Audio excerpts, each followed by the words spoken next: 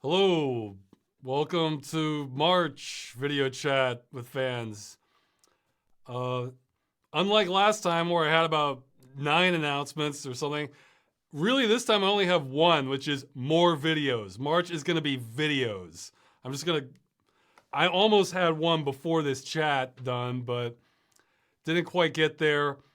The I'm probably going to put this on YouTube on Monday, so expect a new video on Tuesday. It's not going to be the usual ones, but it should be something watchable. After that, Freeman's Mind as soon as possible, pretty much, and then just more videos. I have at least one game dungeon, probably just more Freeman's Mind, but it's driving me nuts how long a gap there's been since the last real video. So I'm going to do my best to make up for it for March. Oh, I guess the bad news is I think I'm going to have to break my unless just something aligns perfectly. I think I'm going to have to break my streak, and there's probably not going to be an April Fool's video this year, or it'll it'll be a coincidence if it is. So I don't know, because again I have all kinds of ideas, but nothing I don't think I could get done in time and without sacrificing other stuff. So you'll just have to live with a bunch of Freeman's Mind and some more Game Dungeon and other things coming. So uh let's see what else. Yeah, I guess that's. I'm behind where I wanted to be.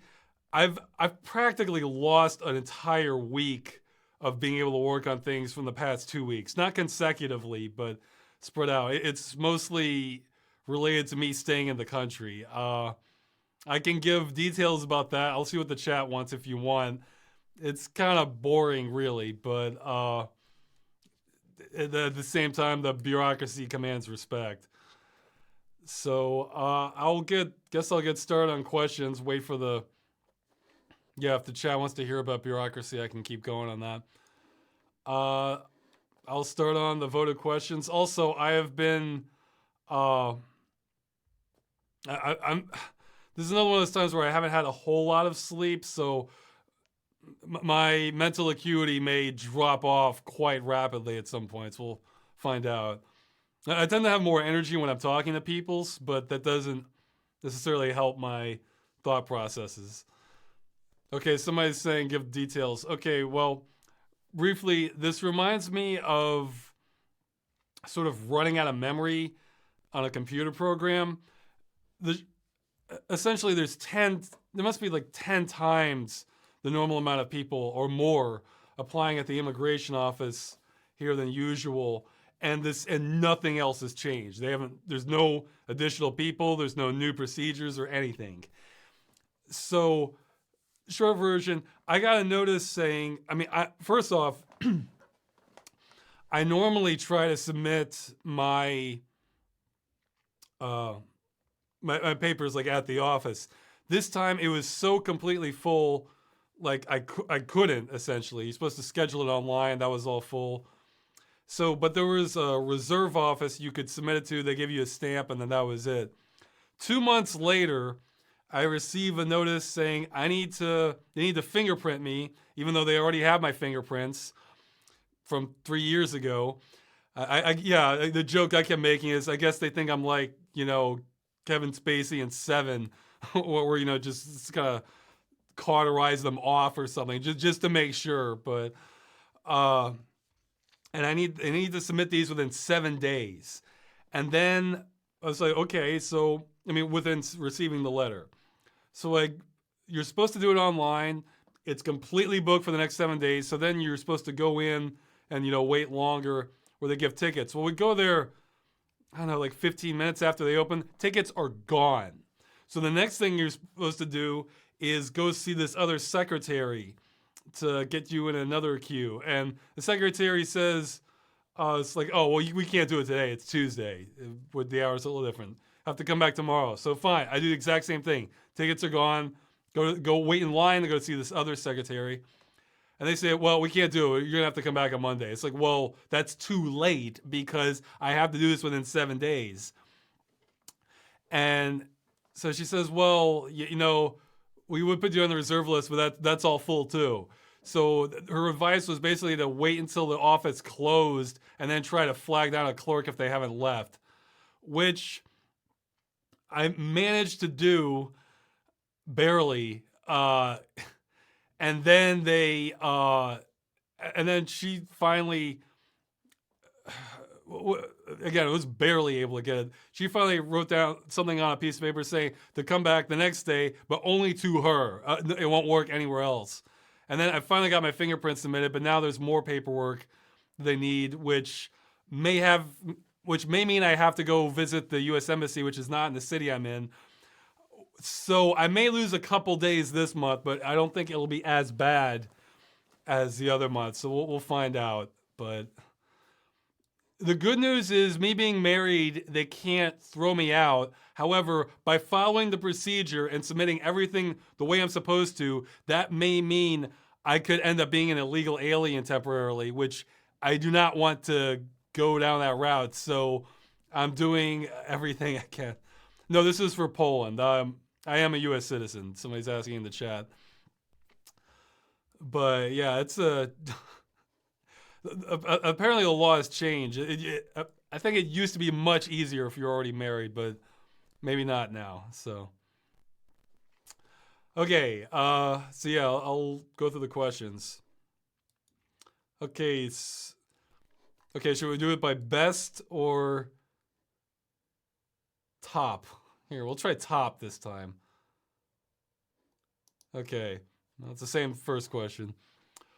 Again, these are ones people have submitted in advance. At the end, I'll take live questions. What is your take on the whole hunt down the Freeman controversy? I missed most of it. I only heard about it later. Oh yeah, that was another thing. Earlier this month, for those that are interested, I got invited to this tournament for GOG.com. They're having this weird Winter Games thing. I actually helped. They had some weirdly distributed prizes, but I helped at least a few people win some games. I was in Epic Pinball and Unreal Tournament 2004. If you want to watch those, they're on the Accursed Farms Junk channel. There were some highlights on the Unreal Tournament one, definitely. I think some people have time-stamped a few of them. But if I had known about that, I would have put it in the... I would have announced it in the last video chat. And I probably will have a streaming session this month, probably with Zombie Panic. I didn't last month because I had 2 of those already, and I didn't want to just overload it so that I wasn't getting enough done in the videos. So, yeah, late announcement, but that one's not too critical. Yeah, the hunt down the Freeman controversy. I think there was a couple controversies with that. And I think the idea is it was a Half-Life spin-off game where I think the big controversy was that the person was using assets from other mods or games without permission for testing, and then that made that into the final version, but then they fixed it, and then there were also false accusations because it was like from a standard pack you could buy that other games also use that from that pack. I don't know. There was an article on PC Gamer on it. They seem to make it look like it was an honest mistake, but I don't know. I haven't really followed the details on it. And I did see some footage. Apparently the game's also very bad. I don't know. I think the whole lesson from this is, you know, I think we see a lot less mods than we used to and more just indie games. And this is maybe something that should have stayed in mod status. Like, I don't think this would have attracted the ire of the internet if this had been a free mod. Which, from seeing some of the gameplay, that's probably what it should have been. Because I've seen mods on that level before. It's just kind of very repetitive. Some of the gameplay isn't thought out, has bugs. So,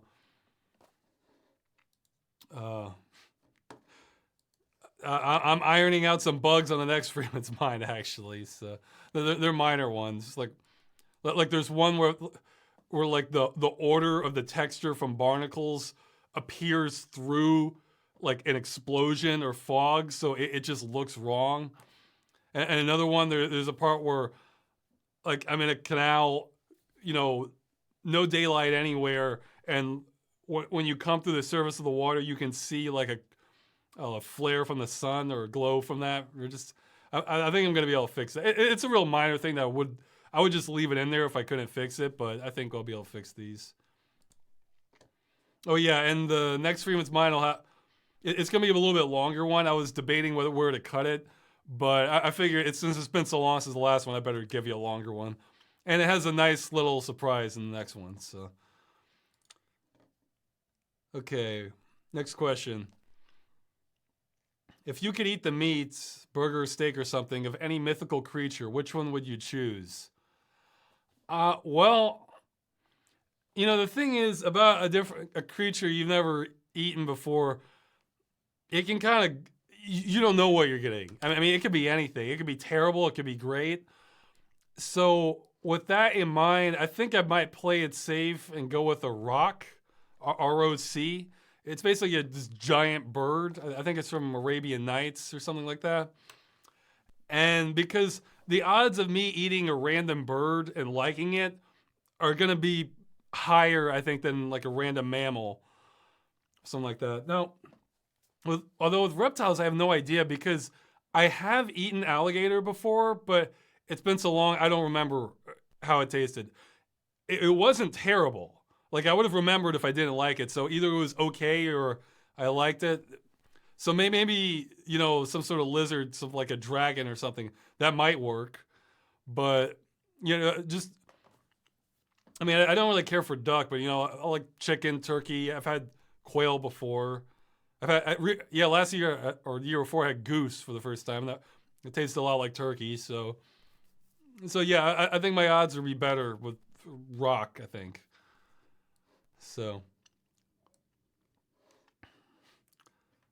I guess if somebody pulled out a giant, yeah, I bet there's somebody who's probably like itching to answer this question because their, knowledge of mythical beasts is probably a lot more extensive than mine.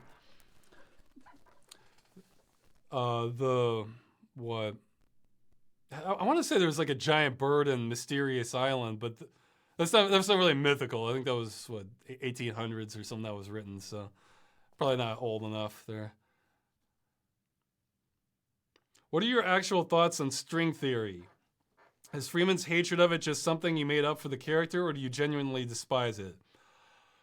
No, I'm not enough of an expert to comment on it. However, I have talked to people who do know a lot about physics.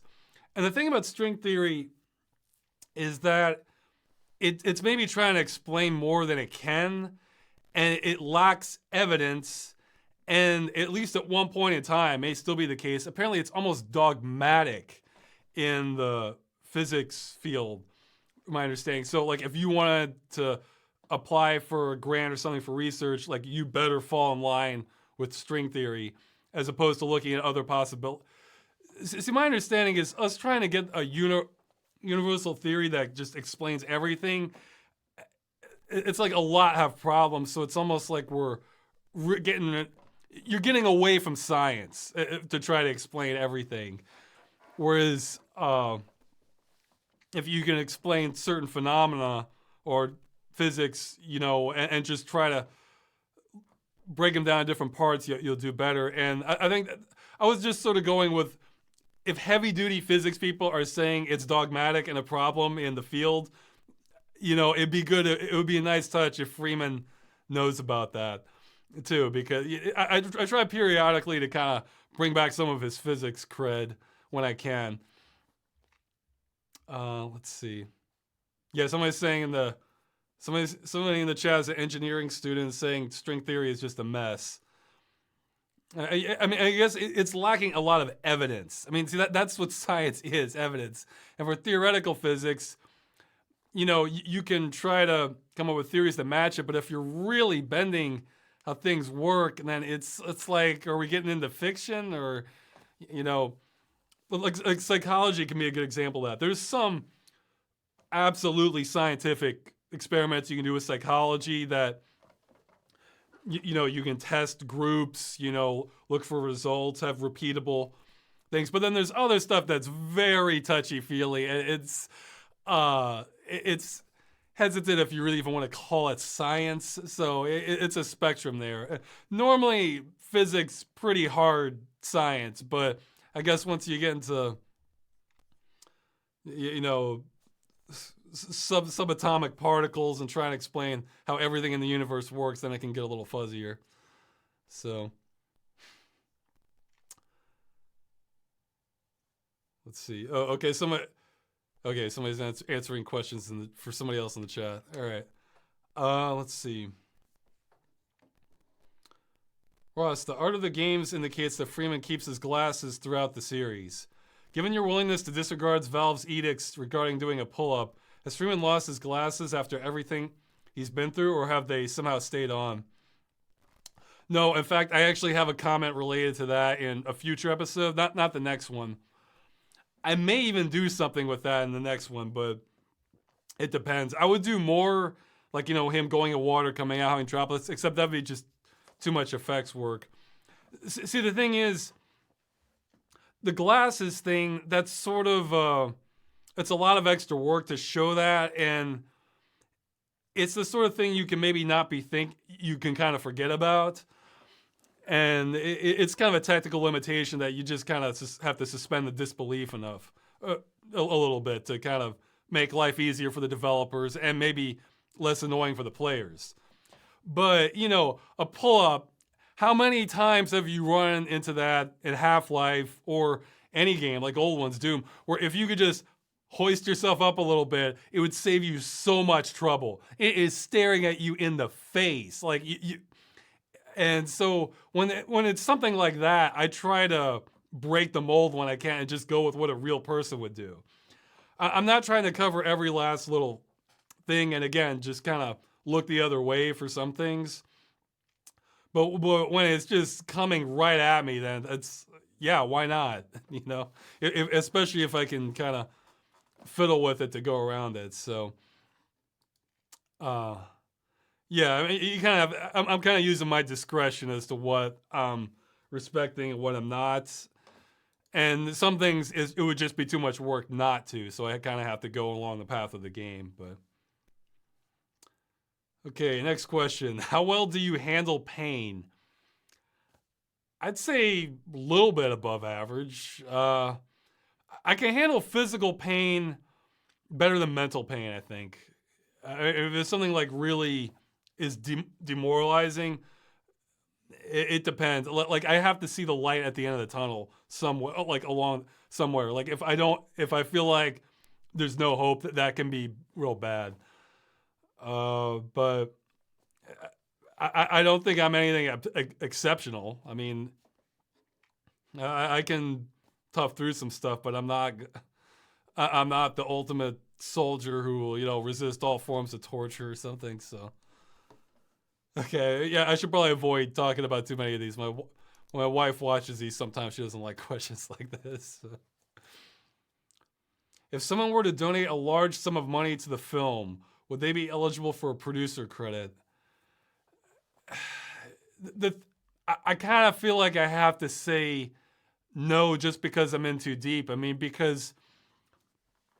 one, I'm already underway in the movie, but also, not unfortunately not so deep in production I couldn't use that. But what I mean is, fans have donated, any number of amounts over the years, and can I really distinguish? Oh, well, maybe one person gave $1 because he is behind me on the movie and is willing to go for it. Like an early access or Kickstarter project. It might be a few years out, but they have some faith on it. Or maybe they just did it because they liked another video. And I feel like I don't want to. I've kind of painted myself into a corner, really, because it's like if I credit them, I have to credit everybody, and I don't even know if I can distinguish that at this point. It's intermingled too much. So, I mean, well, at the end of Freeman's Mind, I put thanks to everyone for watching. I mean, I meant that. And the thing is, I'm also thankful for people who are just fans, and they can't afford to, or just it makes no budgeting sense for them to donate anything, and that's fine.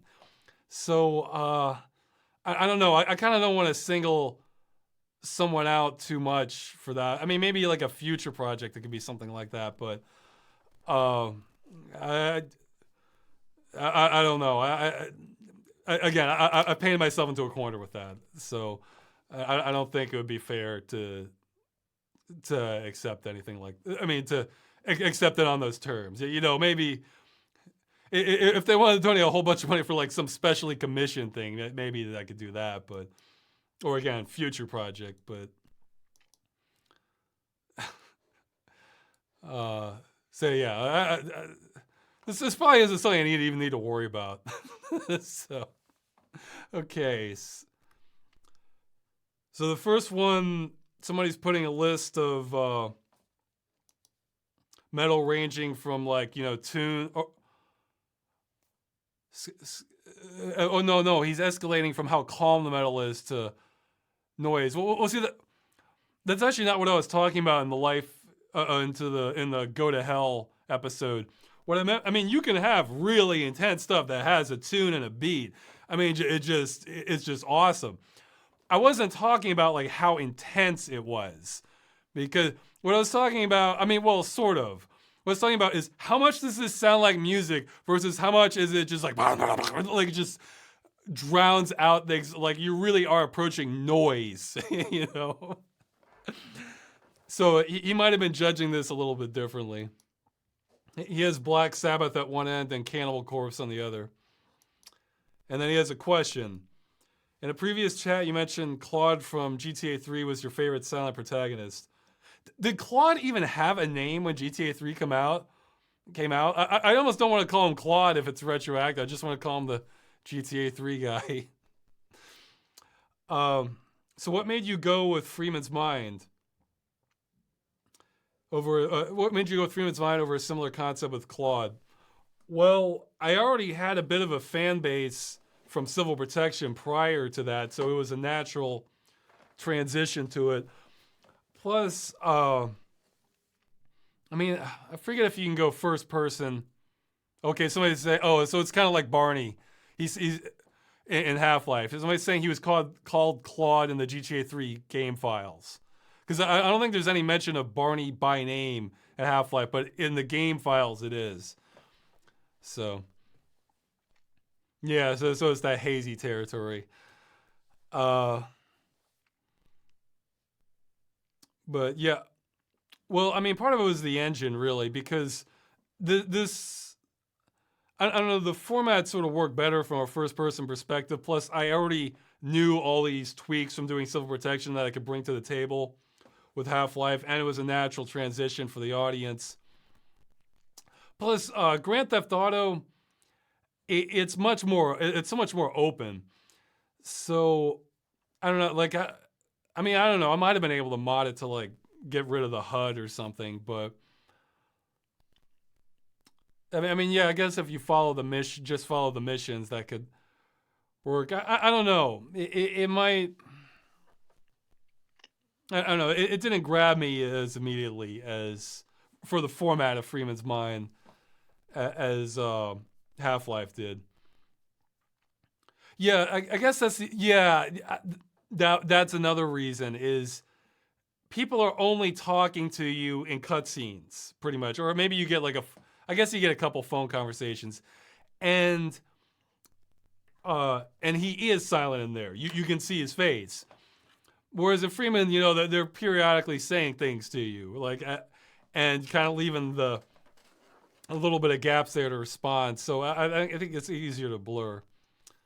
So, all right, let's see. Next question. Ross, did you enjoy BioShock? You mentioned. What are your thoughts on the series in general? Man, I kind of want to say no for two reasons. One, if you look at the alpha stuff they were promising in BioShock, you know, where they were talking about, I was expecting something more like Arx Fatalis or this kind of, you know, kind of open-ended RPG where you could really make decisions. I'm pretty sure they were talking about stuff that you make decisions that would affect the society over it. But put it like this, I'm not really into that sort of kind of time period, like, you know, the 50s and 60s with the retro feel to everything. But after watching the alpha footage, it was, and they like hearing the developer talk about it, it was kind of winning me over. Like I was thinking, okay, well, this might actually be a lot more interesting than I was thinking. And I was expecting a different game from the preview stuff that they were talking about. Yeah, I think BioShock was sort of a watershed moment for me for avoiding a lot of hype on games and kind of not researching too much about them until they actually came out. But so that was one reason. I thought it was going to be you have a much more influential and open world kind of thing and an exploration aspect to it. And I guess the second is I had already played System Shock 2, and that was one of my all-time favorites. And Bioshock felt like a downgrade of System Shock 2 in almost every way, except the graphics, obviously, because they were big time difference. So, and it followed it so closely, except, I mean, they were doing so many more things that made, I feel like System Shock 2, there's a real argument that it's science fiction for how much they explain in it. And Bioshock, they're not trying. They're going for science fantasy. They're really not. Because, like, I thought, with plasmids, maybe you'll have... It's like, yeah, they would have things kind of outrageous, but like, like the bees coming out of your hand and everything. No, it's just pure magic. Like, you're shooting fire, you're shooting ice, wind. I thought you'd have like all these exotic biologically inspired things, going on with it, like pincer claws, or, maybe you can make an argument with like electric eels a little bit, but or something like that. No, it was just magic. And whereas System Shock 2, like if you go the psionic route, they're even explaining you can have fire, but they're even explaining like how you see, that's how science fiction is. You suspend one thing and then you build off of that logically. So the suspension is that you have psionic power so that you can influence matter, like telekinesis. Okay. And so you get the fire by them. They talk about how you accelerate all the particles in like the air to the point where like the heat friction causes combustion. And it was just filled with little descriptions like that. And the pacing sort of made more sense. And they even kind of explained like what they were, like the ghosts and everything. Like they tried their best to give it its own explanation, and they don't care in Bioshock. But even then, it's not just that. It's almost a carbon copy of it, like with the plot.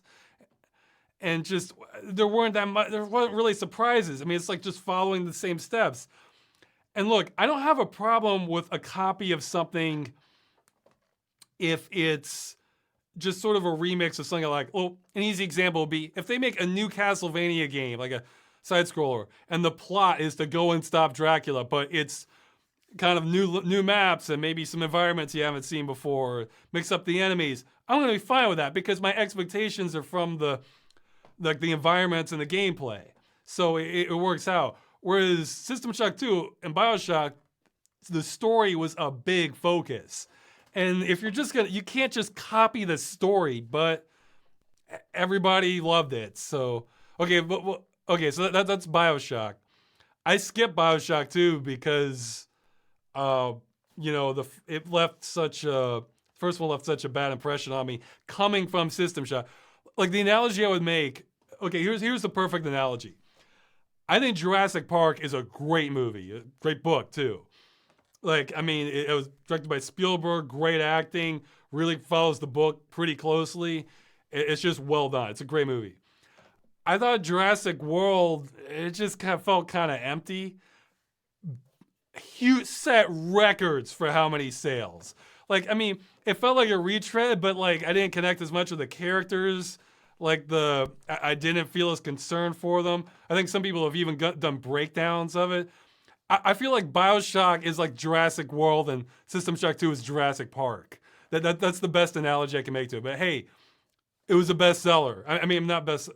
Well, it was a bestseller, but I mean, Jurassic world was so popular it said records. So that's that's a really apt comparison, except I think Bioshock copied even more than Jurassic World. So, all right. Oh yeah. Okay. So for the series, I skipped to. I was really not encouraged.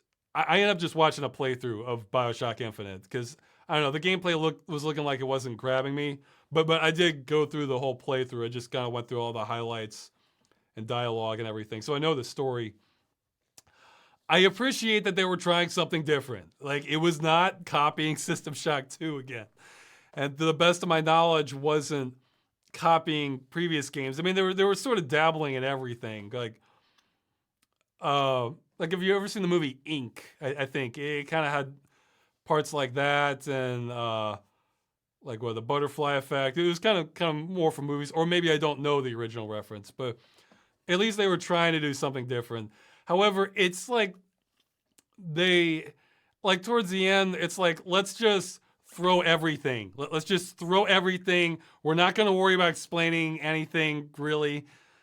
Well, actually, there was one part where I felt like they were trying, but then they weren't. Like they were saying, like I think at one point it comes out that they're like the way you have the suspended cities is they're talking about like some sort of quantum technology where the foundation is just sort of locked in place and has like quantum entanglement with some sort of other matter to keep it there. It's like, okay, well, that's a good explanation, except you can obviously see some of the islands are floating up and down a little bit. It's like, well, wait a minute. If this is 100% locked in, it shouldn't be doing that, but they're not really trying. And then towards the end, like I think the ending, it just like, it seemed completely, as someone who has at least seen a lot of time travel stuff and understands the concepts, it just seemed to make no sense at all. So okay, I guess this is a spoiler for the ending of Bioshock Infinite. I guess skip ahead like a minute or something. I'll lower my hand when I'm done giving the spoiler. Okay, so you're supposed to kill middle-aged you, so that prevents past you from starting alternate timelines which cause problems. That won't do anything. Killing middle-aged you is not going to do anything. It's past you you've got to get. So that's just stupid. Okay, now, and that's the end of the game. Now, I haven't seen the DLC, so maybe they tried to patch things together after that. You know, again, it used to be a joke that you get the game and then they sell the ending as DLC. But then Alan Wake and Dead Space 3 did exactly that. So maybe they did some of that with Bioshock Infinite also. I appreciate the raw attempt at, the creativity in Bioshock Infinite. I feel like I feel like that's one that really would have benefited from them trying to kind of reel it in some more from science fantasy or more into science fiction. I mean, it doesn't have to be hard science fiction. You can suspend a lot of things, but I don't know. I think they're just trying to spin you in circles and shove you out the door is kind of what it felt like. So, let's see. And just because you have some twist, if you're not really selling the audience on the believability of your world, again, it can be even, this applies even to fantasy. Fine, if you're just throwing in a new rule every, left and right and just running with it, then it's like, it feels sloppy. It doesn't feel like there's respect for the world that you've created. I mean, from a literary standpoint, but they were trying. I'll give them that. They were trying, and it wasn't a copy of System Shock 2. So I'll give them that. Okay. I should, okay, so somebody's saying the DLC is like even more of a mess. Yeah, I know you go back to Rapture in the DLC, but there's movies. It reminds me of you know what it reminds me of? Okay, I could be completely wrong. Maybe somebody's placed it together, but it reminds me of these movies where they're so vague and so many different things happening that they're attempting to be deep and have this like master plan mystery that you figure out, but it doesn't feel like they are. It feels like they're just throwing everything out there and hoping you won't notice they're not deep in the confusion. So, like, because there's somewhere it's like a really clever thought out thing, and this didn't feel like that. But they were trying. They were trying to do something, and hey, I like the concept. Hey, don't give up the floating city concept. I'd love to see more of that. You know, we don't need an excuse for that. Just make it feel like you're treating it seriously, I guess. Yeah, floating city stuff, alternate dimension stuff, and what time travel. Yeah, all good stuff. You know, just put a little more thought into it to figure out what you're doing. You don't have to be bulletproof. Just you know, so yeah. Don't let me discourage anybody working on any of that stuff because I love all that. Actually, before we get to the next question, just as an aside, you know, I've seen some reviews or some impressions of Metal Gear Survive, and man, it's like it's discouraging me, and I want to be able to like that game. Oh, alternate dimension stuff with zombies. Look, I can totally understand where that's gonna piss off Metal Gear Solid fans. But I mean, it's like those are concepts I might like, and then like the whole thing is just complete. Well, I mean, my impression of it so far, the whole thing is just completely tedious, and the alternate dimension is just desert. It's just desert with fog. Now maybe there's some bits, but it's like that game's been. I feel like that game's been downgraded from. Oh yeah, maybe I'll play it in a couple years to just no. I better just watch a playthrough of the highlights. So. Yeah, somebody's saying it's bad. But it's like, I wanted to be able to like that game. Like, fine, it's cheesy, fine, zombies are overdone. That's okay, I'm in the zombie fan club here. So, an alternate dimension stuff, I'm on board, and no, you're not, if you can't even if you can't even win over me, that's bad.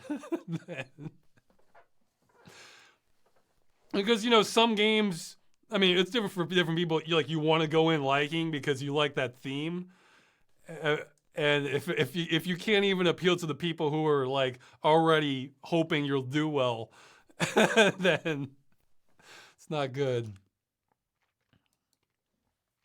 Okay. Oh. If you'd have the chance to ask an all-knowing being whose knowledge is unconstrained by time and space, excuse me. Just one question, any question, what would it be? Well, see, this one's tricky because, okay, if you only get one question, you want to make it count. And you might think that it would be something like, oh, how do we do like faster than light travel? Or how do we solve aging? Or something like that. But the thing is, say you ask that and the answer is you can't. Or the answer is, well, you have to do something else, which is completely beyond your society's or species capabilities. It's like say in the 1600s, you know, somebody's asking, well, a question about, well, maybe the 1600s or 1800s, you know, like how to have a hologram or a computer or something. It's like, well, first you need all this other integrated circuit technology to get to that. It's like, oh, well, that doesn't help you at that time. So, and then you've wasted your question. I mean, yeah, you know, I guess, whether it's possible then or not. But, so, that's tricky. Like, I'm not much of a gambler, really. So, I think I would want to play it safe. And, which would, I guess the thing is, I wouldn't want to ask a question that I may not like the answer to. Because, again, like, okay, like how do we get to other galaxies or around current galaxy? And again, let's say the answer is you can't, or you can't and live, or something like that. Well, then that's it. That's all I have, you know. And that might not even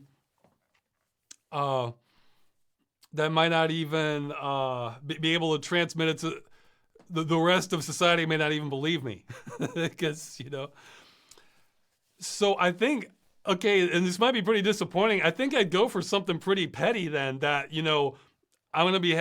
I'm convinced the answer's there, or it's gonna maybe. So I was thinking it'd probably be either a toss up between figuring out my music system. Like, okay, what is the system that will satisfy me the most with organizing my music and listening to them and everything? Because it's something I've been struggling with off and on for years.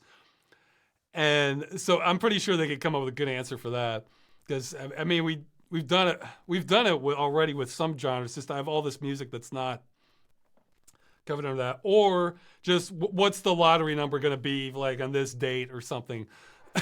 Because then I'm pretty sure I can maybe hire somebody to help me with the music question, and then be set for life. And again, that's such a petty response, but or what I might do, I'd be totally open to this, is let, if they would even believe me, let like the science community know that I have the opportunity to ask one question, and then just go with like the consensus, and maybe get something as compensation. I mean, because it's not like I want to be. I'm not trying to be rich. I just want to be covered. So maybe you get some compensation for whatever. Here, like you get prizes for. I think you get monetary rewards for winning a Nobel Prize, right? I mean, I'm not saying I'd be worthy of winning a Nobel Prize.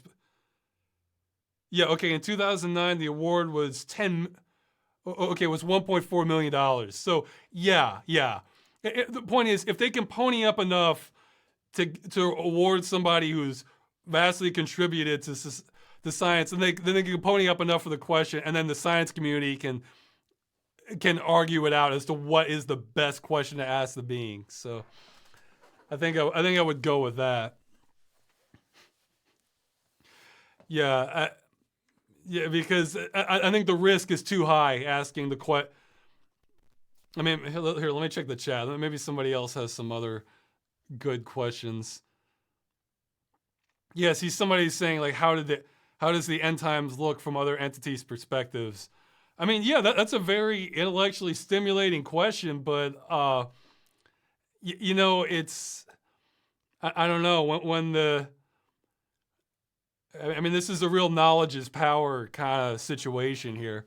I mean, scenario, not a real situation. But yeah, like it's as long as I could get some compensation for giving up the lottery question, then I'd be happy to let the science community come up with what they thought was the best answer, like maybe the nature of the universe or physics or something like that. So, see, somebody's saying they'd ask it to fix my PC. It wouldn't fix your PC. It would tell you what's wrong with your PC. And then that's your question. That's it. That's all you got to ask from the all-knowing being. So, yeah, it's you got. I wouldn't want to ask it anything I don't want to know the answer. I may not be happy with the answer to. So let's see. Hi Ross, did you consider using the older 2004 version of Half-Life 2 to record Freeman's Mind? I guess Freeman's Mind 2. After all, the game was overseen by Viktor Antonov, a very competent art director running on that old pre-HDR engine. After he left, I suspect no single person was overseeing anything. I find that first episode of Civil Protection look more pleasing to the eye, and I attribute that to the engine. What's your opinion? Okay, well, the first part, yes, I definitely did consider it, although the damage may have been done because I think I lost. The earliest back I was able to run it with an emulator was 2006, I think. It was, so I think it might have been like episode 1 changes, but definitely pre-HDR stuff. What I noticed, I actually went through like the train station and like on the streets, and then later like some parts on the coast, and I actually went through and took, like, I was actually quite methodical about this because I got to get it right starting off, because that's what I'm going to stick with.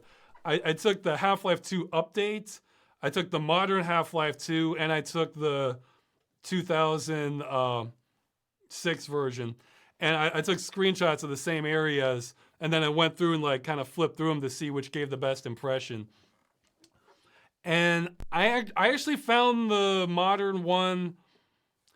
I like the modern Half-Life 2 one the best. However, I did disable HDR. I compared it with and without Bloom though. Like the way it is now, I have HDR disabled on Freeman's Mind 2 because what I found is it's nice in a few situations and it's just annoying in most. Like there's actually one part in the last episode where I did it artificially through editing because it's like you open a gate and you just go into black if you don't tweak the light value. So I did that temporarily, but yeah, I've been doing it with just Bloom on for Freeman's Mind 2. And you can still get pretty great results, but with the art direction. But you're right, it could be the case where they had a new toy, so they just threw it on everything, and they didn't put as much thought into the art design. I would tweak a lot of the art and a lot of the light values and civil protection. Like I'd sometimes go through maps online. If I saw screenshots I liked from like Counter-Strike or Half-Life 2 map, I would actually go through and like find out what their light value was for like the sky and just throw that value into the map if I liked it. So I have given it consideration. This modern Half-Life 2 seemed to give me the, with HDR off, seemed to give me the best overall results.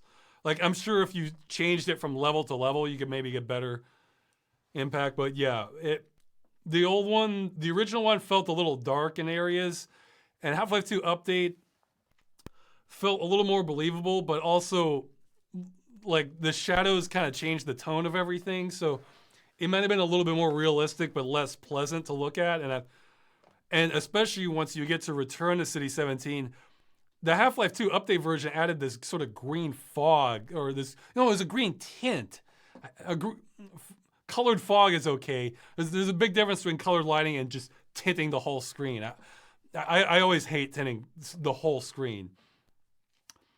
I think it's just sloppy and ugly. So I'm not, knowing that was coming, I skipped that. Okay. Have you tried to hunt down the Freeman yet? No, I probably won't from what I've seen. So what game would you want to re-experience like it was the first time? Man, that's a good question. I guess, geez, that's a good one. Like, which one would I want to? Symphony of the Night was sort of spoiled for me a little bit because I heard the soundtrack before the game, and if it all hit me at once, that might have been neat. But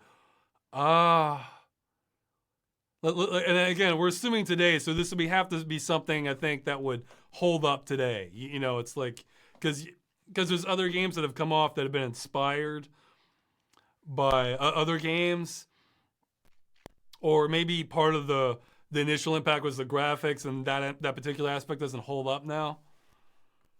Okay, I might be able to come up with another answer, but I feel like there's this voice whispering in my head saying Phantasmagoria 2. I think Phantasmagoria 2, just off the top of my head. That one has, because that one, it's not the graphics holding it back. It's a certain standard live action, but it's just, how many other games are like that? just through the tone and the writing and the acting and everything, it kind of, it's not like it's the best game ever, but man, it kind of stands on its own for what it is. You don't, there haven't been a lot of copycats of that. Because I was thinking System Shock 2 is a lot of fun, but I don't know. I've seen other games kind of get close to that. I'm trying to think ones that would like just hold up now. Well, Silent Hill 2 was pretty impressive also, I'd say, but let's see. But yeah, that's I'll go with my first answer there. So. Have you tried the new Zombie Panic Source 3.0 update? No, I haven't actually. I've been just doing other things. And And I'll put the date as to when there's a next session of Zombie Panic with somebody saying they hear cracking at the mic. Multiple. Okay, but everybody's saying cracking, bit of popping. Here, I'll turn the mic on and off. Okay, is that any better? Everybody's saying cracking on the mic. Okay, blah, blah, blah, blah. Okay, it's still there? Man, okay, that means it's probably through the software. Okay, somebody's saying seems fine now. Okay, somebody's saying, yeah, it's better. Okay, well, if it's for Twitch, this isn't that big a deal, but if it's on the recording itself, that's not good. Okay, well, somebody's saying it's better, so I don't know. Okay, so yeah, more Zombie Panic coming. Actually, what we may do is, I think since the creators actually came onto the stream, I'll put the date in the YouTube description when we're gonna do that. Since they came on the stream, I think they were kind of really hoping I'd try maps I previously gave up on due to changes. So what we may do next time is just go through a fast rotation where we just do a round or two of the map, and if I like it, we'll keep doing it. If I just think it's a confusing mess, then we'll just go to the next one. So I'm willing to reevaluate everything for 3.0. So I think that's the plan right now. I mean, with like through the vanilla maps, and if I don't like that, then I'll go back to one of those church maps or something like the hold and defend. Or no, what am I saying? Yeah, defend and survive if you can versus. Okay, let's see. What are your experiences with turn-based strategy games? Games like Civilization, Endless Space, Master of Orion, etc. Do you have the same issues with turn-based combat in that genre, or is it not as egregious as it is more intimate games like RPGs? Okay. I think you're talking about 4X games is what it sounds like.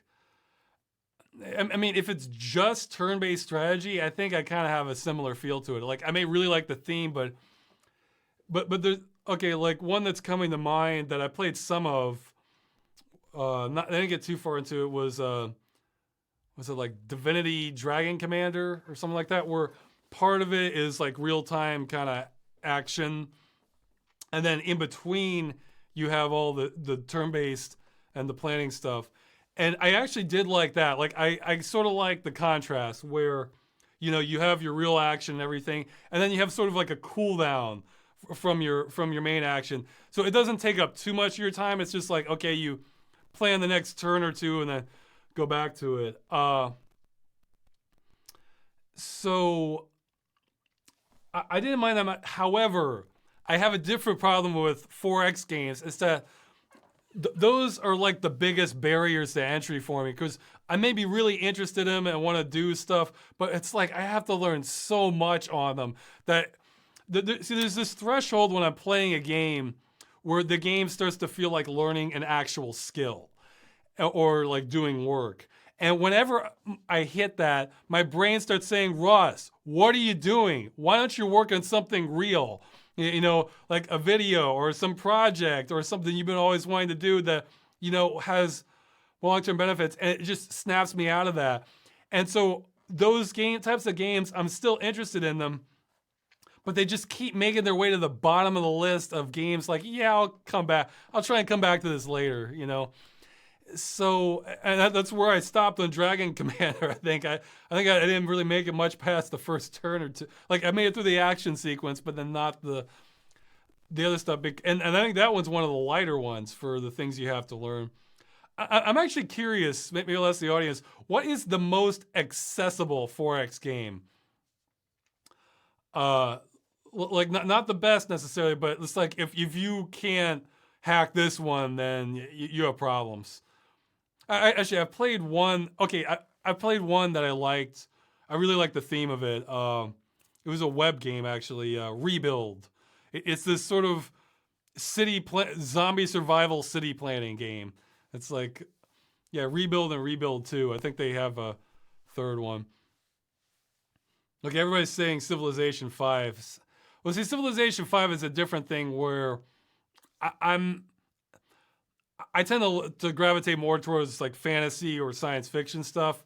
If it's like actual historical fiction, I have to really be interested in that particular time period. And I've never been that big into like just general historical fiction games like Civilization or Age of Empires or things like that.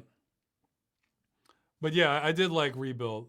Yeah, somebody's saying They Are Billions looks interesting. Yeah, I'm interested in that one and playing that, but that one's still early access. Uh, so yeah, I sort of have to it basically if it's paced well enough with other stuff, then that can work for me. The thing I don't like about turn-based combat is it just slows things down. Where I want the guy to punch or I want the guy to shoot. It's like, okay, fine, aim.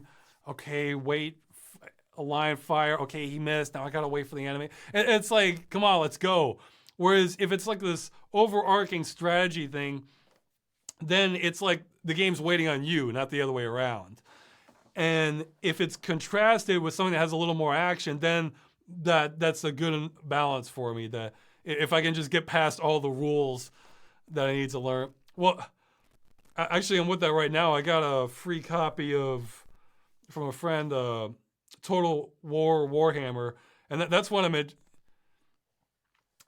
interested in. But man, it's like I just gotta punch through that learning curve somehow. I'll probably eventually get through it, but man, it's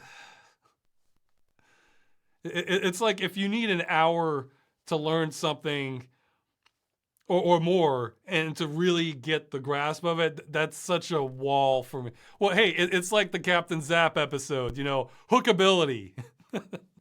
That has a low hookability score. I appreciate I love it when look, it shouldn't be underplayed when you have a campaign that kind of drip feeds you this stuff slowly. So you start off basic, and then they kind of give you a little campaign to give you new concepts, and then you get more concepts. That's a great way of handling things for beginners. So, I mean, the more complex your game is, that should not be underrated for a really complex game. Yeah, see, somebody's mentioning Stellaris. I'm totally am interested in the theme. The atmosphere looks great, but man, that one might be a rough one. I mean, I haven't played it, but just seen shots of it. That might be a rough one for me to get into. Some of the games I eventually make it past the learning curve, but 4X ones I haven't really yet. Like actually, like PlanetSide 2 and Enemy Territory Quake Wars had kind of a learning curve for first-person shooter.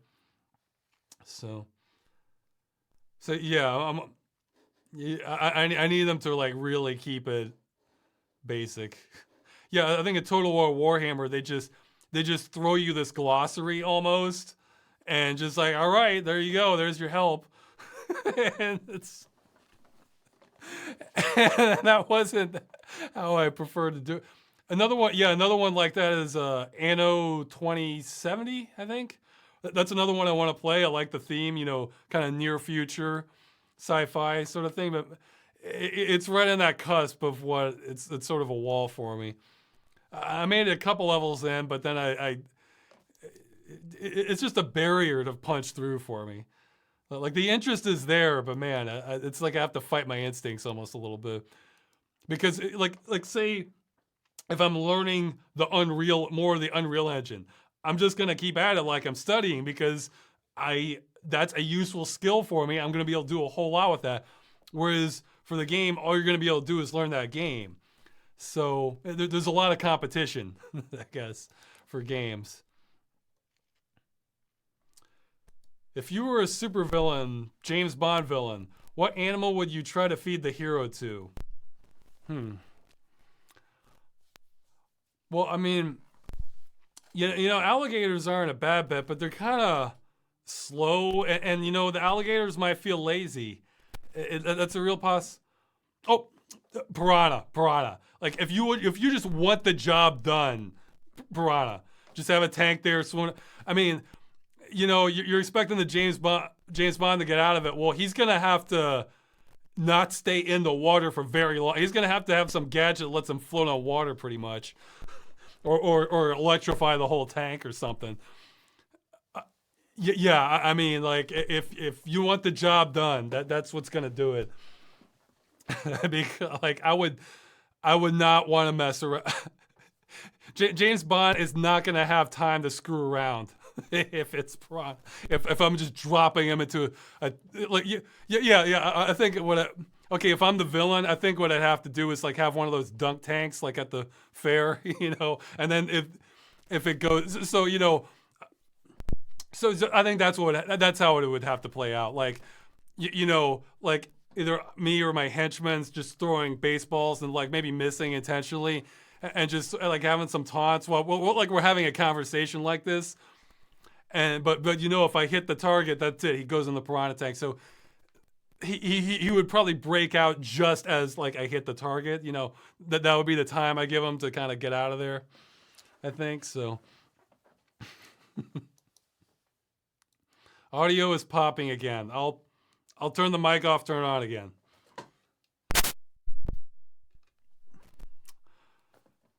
Okay, well, I'm very curious if I hope this. I really hope this is just on Twitch's end. Because if it's on mine, that's bad. I don't know what's causing that then. All right, let's see. You mentioned Freeman's Mind 2 being featured on PC Gamer last year. It just so happens the guy who wrote that article is Chris Livingston, the same guy who did the Concern, who did Concern, the Half-Life and Death of Gordon Froman webcomic.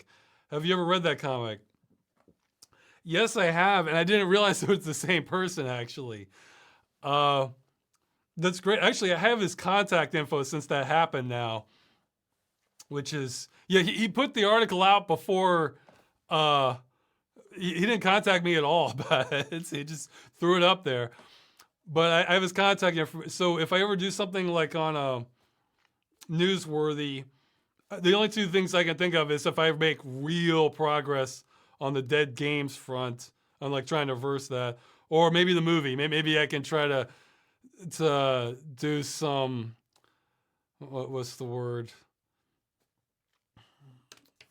I guess mild corruption to try to get some exposure for the movie once I finish it. But I'm not gonna dream of bothering him unless it's something I think might actually be able to make, like, be worthy of making PC Gamer website. So like I had no idea he was gonna do that. Let's see. I wasn't even in touch with him. But yeah, the Concern, yeah, it's like a Gmod comic where they pose the characters for frames of Gordon Froman. It's entertaining. So. Let's see. Just wondering what you thought of this subject, and he has multiple paragraphs. Okay, I don't have time to read the article in front of everybody, but I saw just a snippet or a headline on this. Okay, this guy's being sued by Microsoft and sentenced to 15 months in prison for attempting to prolong or extend the life of Windows computers. He claims that the software he's using is free and that anyone can get it, and Microsoft is saying he's selling counterfeit goods. Yeah, my understanding is he was putting like legacy systems together and then selling them, and then he downloaded the restore discs from Dell or something like that, which are free, but I think I read that like he was using the logos or something and then selling that, or maybe it's because they were bundled with the computer. It's considered that he's selling the discs. I don't know enough of the details on it. I will tell you that if he was sentenced to 15 months in prison, he definitely went up against something against the law. He might have done it in like a sloppy way or something. I'm not sure it's as cut and dried as like just him putting together an old system and selling it and selling the disc, because I would think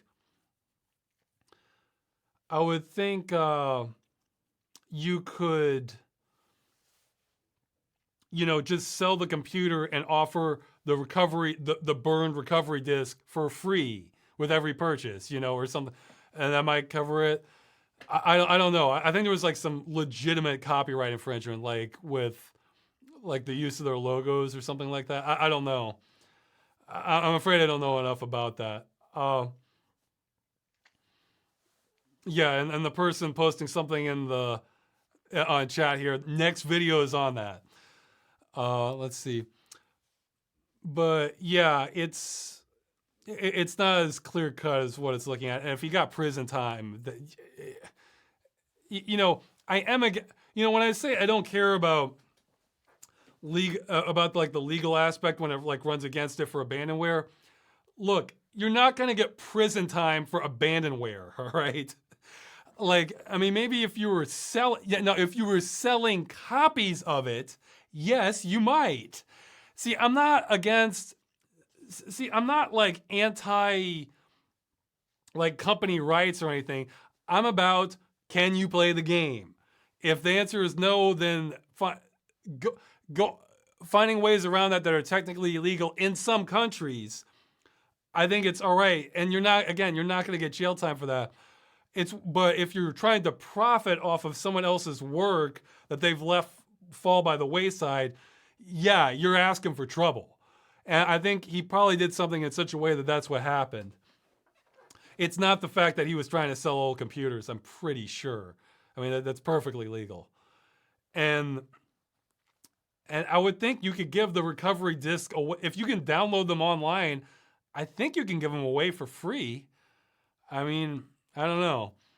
So yeah, believe it or not, I'm really not like on the radical end of preservation. I do not think like everything should always be preserved, all circumstances. But again, I feel like if you want to preserve it, the industry should not make that impossible. That's what I feel like. So, okay, something with a lot of scratch out text, but it's still voted. Okay. Oh yeah, he's asking. I'm not with the guy with the glasses. Yeah, see, the answers here don't really exactly cover it, too. I'm not with the guy with the glasses network anymore. And you want to know what the story on that was. It was sort of 85% me and 15% them. What happened was I was submitting the videos, and originally there was a process for that. You upload the photo and put your text and everything and line it up. But then there was a problem with my login, and the guy running it just said, like, okay, well, here, just send me the info and I'll put it up. And so I did that, and they never fixed the login. Like, I would ask about it periodically. It's just like, oh yeah, we'll get to that. And it went for like months and months like that, where I just didn't have the login, and I wasn't sure if the information was necessarily going through or not. But also, I say it was mostly me because I would sometimes drop the ball on remembering to submit everything, because it's like I had to create a separate graphic for it, and then like go with the description, and then like I think at the time it was like what was it? Oh, what was the name of them? Blip. Yeah, I had to do the Blip link and upload it to that. It's just like it added all. I hate the all the little nitpicky things I have to do once I create a video and put it. I'd be so happy to just hand that to somebody else. Like, all right, take care of it. Put the description up, the links and everything. Because I don't know. It's like, because I have like all this emotional energy. It's like a release once it's done. It's just like, okay, this, okay, and this, and this. And so it's usually sort of demoralizing for me. But at the same oh yeah, that was the other thing. They never gave me any warning that they were going to drop me either. It's just like, bam, done.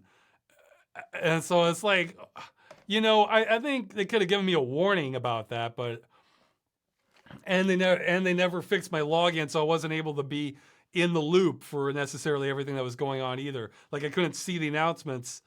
That was it before anyway. But it's not that big a deal, because I thought, see, when I left the Machinima network, I thought it was like the old ways where you had to have a network in order to get stuff on YouTube, or else you're just out in the breeze and you have no protection at all.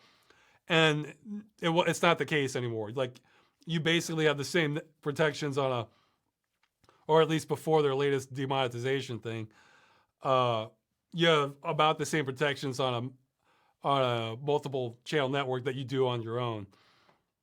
I mean, at least most people. There might be some fringe cases where it's not the case. So I thought, like, oh, I have to get with another network, and so I was confused about. I was confused about the arrangement from the begin with, but uh, yeah. So that's pretty much the full story. Like, they could have been running a tighter ship, but if I had been really motivated, they wouldn't have dropped me. So again, I'd say it's mostly my fault. Let's see. Ross, do you have any sort of fascination with Oregon? I ask because you include a lot of references to it in game engine videos. Your Battleforge video had several clips of the Piggyback Bandit, particularly of him riding on a Max train. Well, okay, the Piggyback Bandit, that's just, when I heard that story, it's like, what? Like, and he's so motivated, and he went through all this elaborate stuff to get Piggyback right. Like, I mean, pretending to be other people and changing up his routines so it's not. I don't know. I just, something about it I just find amazing. So that's just a coincidence that it was in Oregon. And Arcade America had a picture of University of Oregon Duck. That again, that's just a coincidence. The what? Oregon. Yeah, I was looking for something to fill in the, kind of throw people off with what they were looking at. I was trying to find some image that would get people's attention. And look, I love mascot fights. I'll always watch that. And so I was trying to find one, and that was the best. That was the best one I could find. Like, the best picture to sort of grab your attention. I think I found another one that had like these people dressed up as Easter bunnies, all holding like M4s. I forget why or that might have been for something else, or maybe I included it in something else. But I was worried people might think it's like I'm trying to make like a statement or something. So the duck fighting was great. That was such a good picture.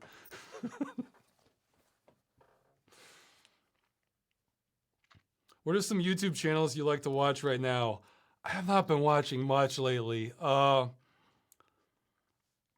Sometimes well, again, I guess I gotta find some new ones because I feel like YouTube. It's like the recommended stuff on YouTube just keeps steering me in these certain directions for all this big content. It's like okay, but I kind of like to see a little more variety from them. Okay. Well, I was watching some Red Letter Media videos. Again, they're sort of uneven for. Well, I mean, they do. They're not uneven on the quality. They're uneven on how sort of exciting, or not necessarily exciting, but entertaining it is. Because some of their videos will have like a lot of analysis, and then they'll have like really fun moments kind of dispersed. Other videos are just hilarious from start to finish. So it varies. That's one. Okay, well, here, I'll give them. I'll give a smaller YouTuber who works on a lot of stuff that I've definitely enjoyed some of his videos in the past. Again, he's kind of uneven, but he's done so many videos. He's definitely somebody you can watch while you're eating or something like Stan Birdman, StanBurdman. He's done a ton of game reviews. My favorite from his is. His title's weird. Here, let's see. For this one, it's really just him telling a story. Okay, awful gaming memories. No sleep till Brooklyn, and he's talking about him playing Sonic 3D Blast. That's easily my favorite of his. So you could just listen to the audio from that. It's really just him telling a story. It's a great story. I love it. So yeah, I need the. Okay, tell you what. If you want to email me some, I probably won't give a reply. Yeah, Oh yeah, I should mention. If you email me from last month and I haven't replied, there's a very high chance I'm going to reply to you. I just haven't gotten to it yet. It's uh, again, I lost like a week just about time working on things. I'm at like an office where I can't do anything. So, or some other events that I had to go to that, again, it just tied up all my time, or a lot of it rather. If you want to make recommendations on, oh yeah, the True Enough, that was another small YouTube channel where again they're uneven. I like Glacier Race. That's a great one. If you want to recommend maybe like smaller videos that kind of like have flown under the radar that you think are really entertaining, you can maybe send them to me. Again, I prefer stuff that has sort of a structure to it, where like maybe a script and like a plot and some characters, stuff like that, or just sort of comedy that's not necessarily going to appeal to all the masses, but it's like kind of weird, but not weird, not sugar high weird, because I'm not the biggest fan of stuff just that it feels like a Looney Tunes cartoon on a sugar high, where it's just like spastic in your face, like like and screaming and all that kind of stuff. So, and again, I'll mention them again. I love a lot of their stuff, even though I think they've stopped making them. Magic Hugs is a good channel, and actually, he must be split across 5 or 6 different channels. But Mike Polk Jr.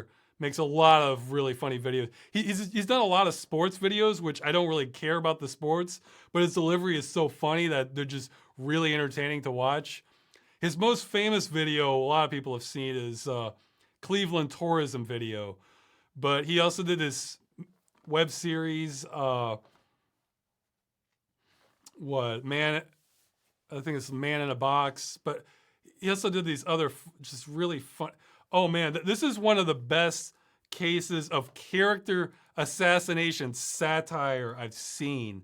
I mean, like, I didn't even know who this guy was, but it's just, it's so damning. Like, it's hilarious. Here, let me find this. Yeah. An important message from Cleveland Browns owner Jimmy Haslam. That's one of the, boy, if that is one of the best sort of like exposing corruption in an absolutely hilarious way. Because like, I'll be honest, like I've seen like a lot of political videos and stuff. The jokes just feel lame. I mean, it's just like, okay, or just, no, this is funny. Like, I mean, I was, so yeah, I recommend those. But Mike Bulk Jr. has a lot of good stuff.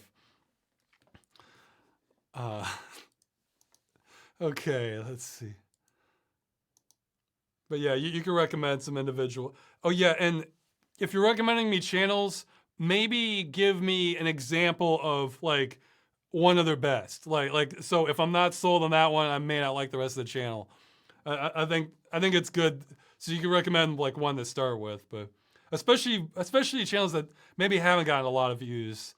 I think someone sent me one that I might check out more of. It was these weird sort of interpretive Garfield ones. Yeah, like Lasagna Cat or something like that. Those were kind of interesting.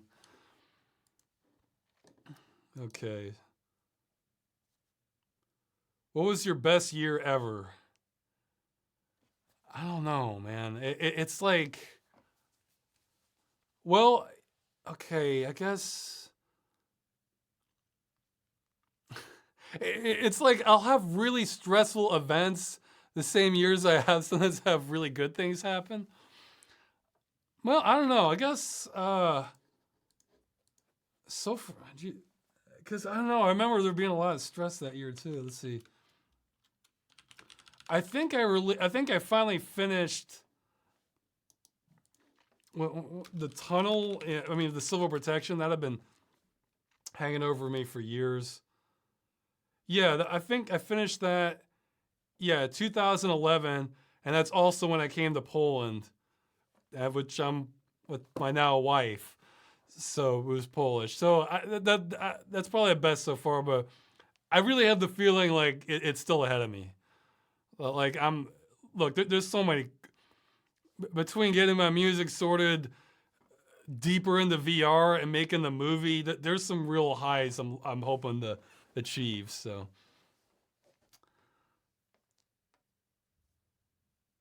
Let's see, but yeah, I remember a lot of stress that year too. So I don't know if I ever have I don't know if I even have a good answer for that.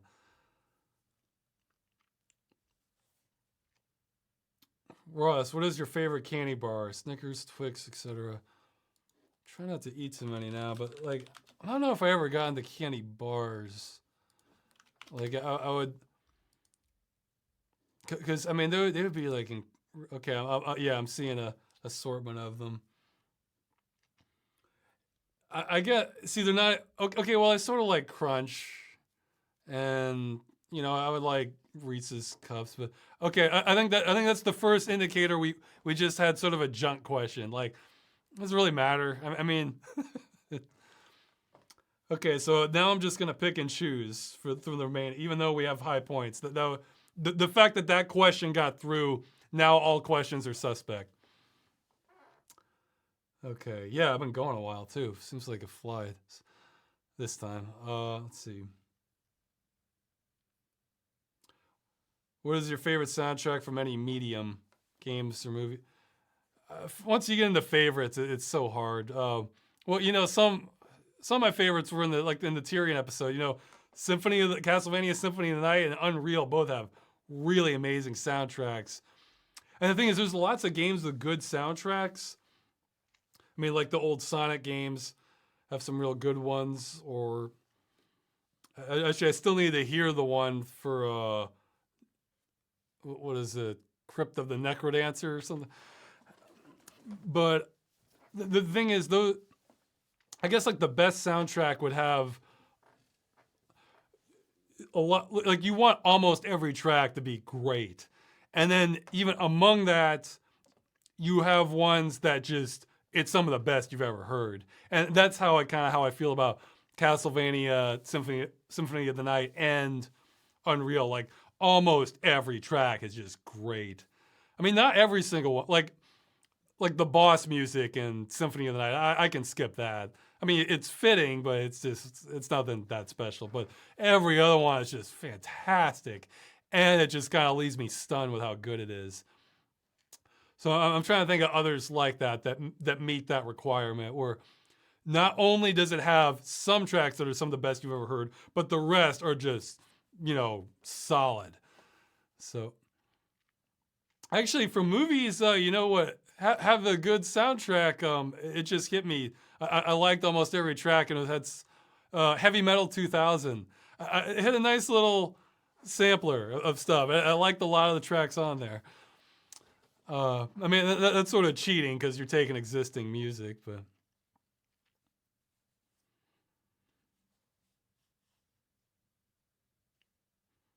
yes, yeah. Somebody's mentioned a lot. This happens in movies a lot too. He's game a lot of games. They'll have one fantastic theme, and everything else is pretty throwaway background. So, okay, somebody's saying The Getaway on PS2. I don't know that one. So, check it out. Okay, yeah, Donkey Country has a really great soundtrack. There's some really solid stuff in there. Yeah, Super Metroid for that matter too. Yeah, Super Metroid's another one where yeah, the action themes are just sort of standard video game, but the rest of them just fantastic. So. Okay, somebody's saying Medieval on PlayStation. Okay, somebody's saying Charles. This is a real game. I've heard of it. Charles Barkley, Shut Up and Jam Gaiden. That's an amazing soundtrack. Yeah. Okay. So now we're getting a bunch of recommendations from the chat. Oh yeah. Okay. Let's see. What is your opinion on the Half-Life soundtrack? It's that sort of thing where it has a couple really good tracks, and then some of it's, I think, even stock music.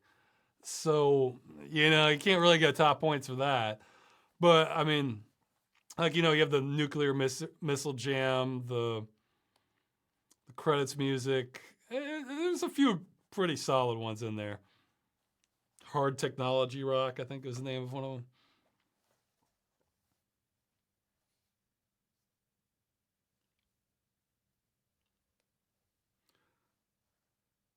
Okay, this is a good question, but I don't think I can really answer it right now. Ross, if you were offered an insane amount of money to do a game dungeon on any game of your choosing that came out from the past 3 years, what game would it be?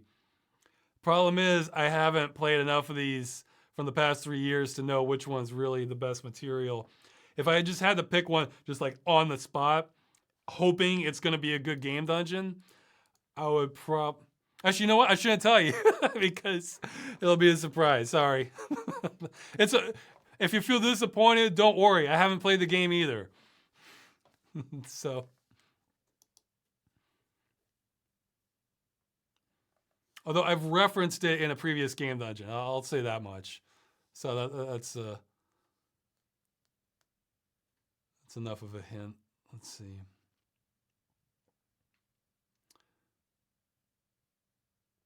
Definitely skipping questions about movie timeline. Again, at the end of the year, I'll give a full status report on where the movie is. I mean, you might see some environment shots, but there won't be any spoilers. But they're just project status sort of thing. That I'm answering in the next video. So yeah, I'd say I'm so close. I think. Look, I think if it doesn't come out, something happened to either me or my computer. Expect the new video Tuesday. It's again, it's not going to be what everybody's hoping for, but it hopefully be watchable enough. It'll be a longer one too. I go over 20 minutes. Okay, repeated question, but we're still on the 5-point system.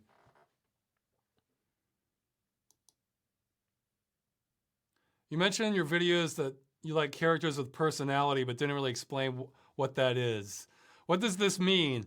So some of these questions feel like they're from like an alien or a robot. Are there particular traits that characters have that give them personality? What are some characters that you think exhibit a lot of personality? It's like, I think that might be what throws me off about like some of the Elder Scrolls stuff. Like okay, say like you have a quest giver, and they're saying, like, oh, my farm is under attack by the trolls up the hill. Like, please, can you help us? And then contrast that this farmer say, what the hell are you doing on my property? Well, you know what? Now you're here. I've got a job for you. You see up that hill? You see that hill right there? So it's like, it's about the presentation, like how their emotions, the way they, the body language, the tone of their voice.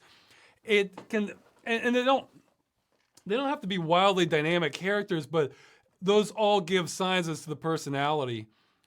Actually, I mentioned Red Letter Media. They talk about in the Plinkett videos. That was their test for the characters. They say, pick a character and describe them without saying what they look like or what their job or role is. And if you have a hard time doing that, they don't have much personality. And actually, I was thinking, one of my favorite game characters, Kane from the Legacy of Kane series. That'd be no problem. He's arrogant, very contemplative. Sort of a man of action. It's classy. Somewhat disdainful. Like it's sort of a aristocratic vibe around it. So you can just do that. And again, you don't know who he is or what his role is. Well, I guess the aristocratic gives a little away, but you're getting a rough idea of what to expect. He has lots of personalities, so and he's not a character that's just wacky and over the top and like a clown. I mean, he's more reserved, so it's. But yeah, I think that's a great test. If that tells you if a character has good personality or not. If you're struggling to survive them with that test, then that's not good. So.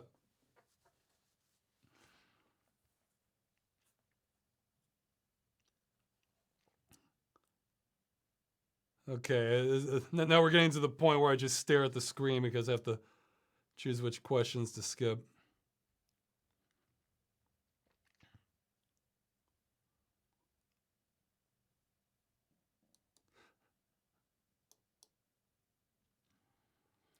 Well, I'll pick this one because I like it.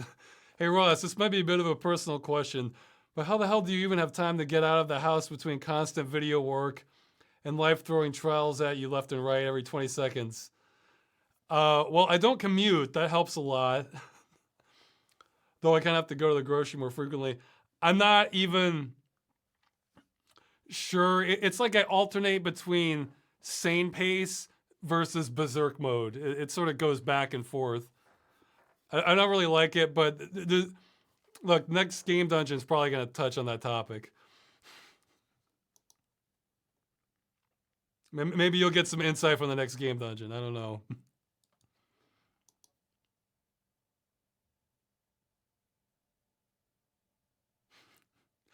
What would happen if during the video chat your hair and beard suddenly just fall off out of nowhere?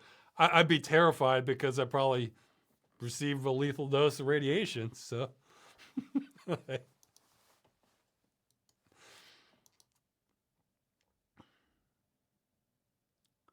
see.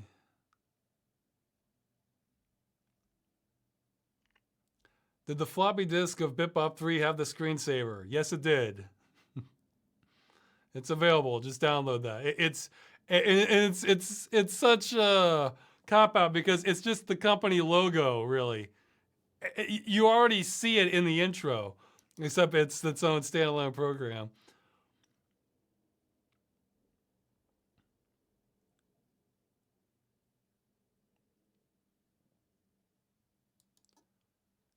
Okay, yeah, again, okay, we're down the one. Yeah, Reddit system. Because it goes, okay, I was like, oh, we're down the 1 point question. Then below it, 3 points. And it's supposed to be organizing by points. It just does whatever it wants. I wouldn't be surprised if there's a section on Reddit just devoted to figuring out like what it's doing.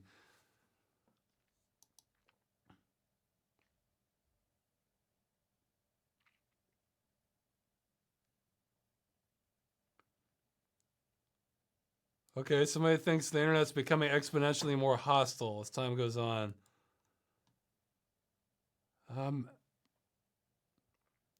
What do you think, Ross? Is things are just doomed at this point? Or is there redemption?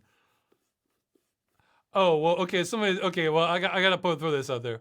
He's saying, remember what the comment sections were like 10 years ago compared to now, 5 years too.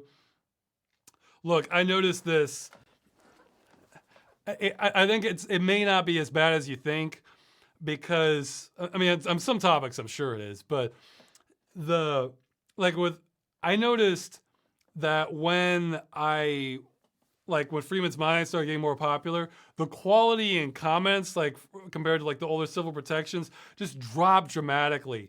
So it's like once you got to a higher population, then your overall comment quality, I mean like, you know, the percentage, there's still good comments in all of them, but it would just drop. So you can almost look at that as, if you see the comments getting terrible, that's a sign the videos that is becoming more popular. Like, I think it probably, okay, I don't know. There could be more objective studies of this. I think part of it's a matter of where you choose to put your attention to. Because look, I bet if I were to go to a soundtrack forum or something, I bet the comments there would probably be pretty civil, you know, and probably be about that way 10 years ago. So I've always looked at the internet as a tool. So you got to choose, like, well, where do you want this to take you? And if it's to places where that might attract a more caustic crowd, then yeah, you might get that. However, if the cost, I guess there could be some of that, because if the caustic crowd is more emboldened, then they might forget they're talking to real people and others, or I don't know. I mean, you've had trolling and stuff like that pretty far back. So I don't know. I think I think a lot of it depends on where you're putting your attention. So I mean, if you're gonna get into like political stuff, then look, that's never been great for having civil discussions. Uh, yeah, I think like even before the internet, like I think before the Civil War, like there was a like one of the senators or congressman like hit another person in Congress with his cane. Like I mean, like really injured him. Maybe history buffs know who that is. So I mean, this goes. There's always been conflict on this sort of stuff, but yeah, I'd say if it's bothering you too much, find places where you don't have that. I mean, where it. I'd say special interest stuff is the best place because everybody there is going to be kind of be on the same page for interested in the topic that you're going towards. Whereas if it's something where there's clear opposing sides going in, well, then yeah, you're gonna have more conflict and hostility and stuff like that. So, okay, I'm still going through the rest of these questions here.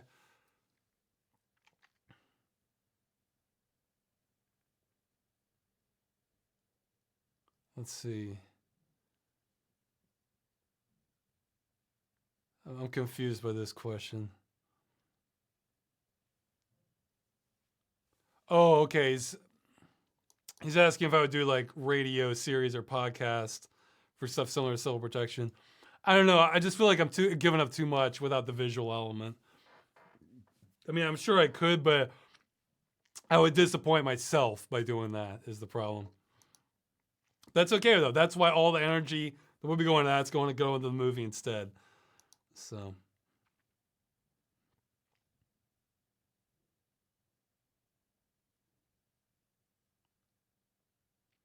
is philosophy something that interests you? It's definitely interested me in the past.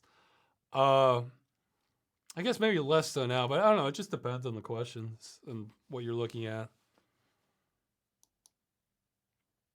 Because philosophy can it can overlap with logic a lot, which can be interesting. Yeah, it's important to do like some sort of mentally stimulating things so you don't end up senile in your old age.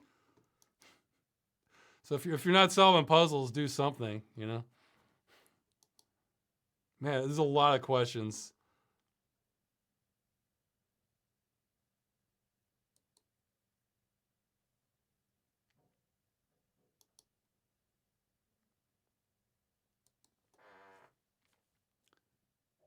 Okay, well that's we're talking about, do I not have a proper way to store my hard drives, or do I actively use them and swap them out on my PC? Yeah, that's well, kind of both. I mean, some I use more frequently than others for long-term backups. I'd love to have a system where they didn't need to be powered on. Like I could just hit a button and that would connect to like a hub or something, and then that hard drive would come on. But I don't know. That might get expensive to hook up the wiring for that many hard drives.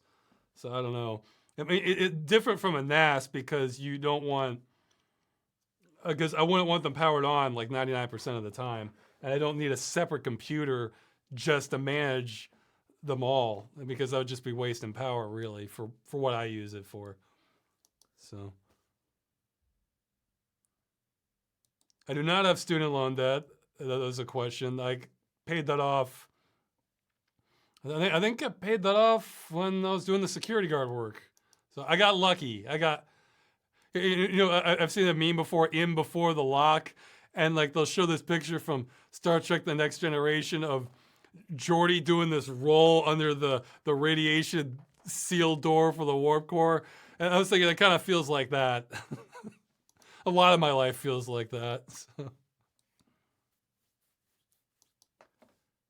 Drunk question removed. Okay, we're down to 0 points.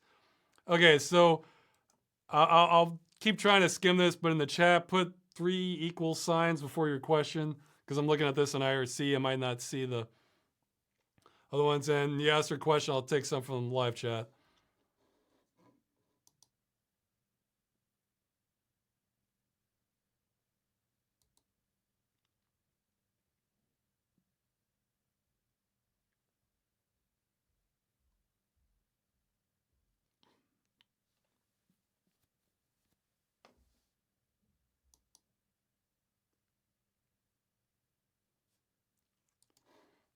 I think I'm going to skip the one on Pearl Harbor here from the other one. Okay, then I go with the live chat people for. I'll try an alternate.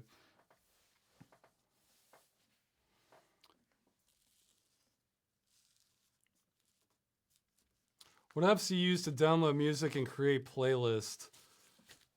Lately, I haven't been getting a lot. I mean, I gotta catch up on music is the problem. Like I've been grabbing a lot of them from soundtracks directly. I mean, from the game directly, but well, there's with see, it depends on the composer too because some of them like I always get SoundCloud and Bandcamp mixed up. Some of them you can just okay, yeah, Bandcamp. You can just get it directly from the artist themselves for cheap. Though I'll admit some of them I just kind of take the streaming version of because they'll have the full thing there. It's like I mean I want to support the artist, have the higher quality too, but then I gotta juggle the finances also. So I don't have any special apps. I actually try to avoid iTunes because I like once I have the music, I like want to have control over it.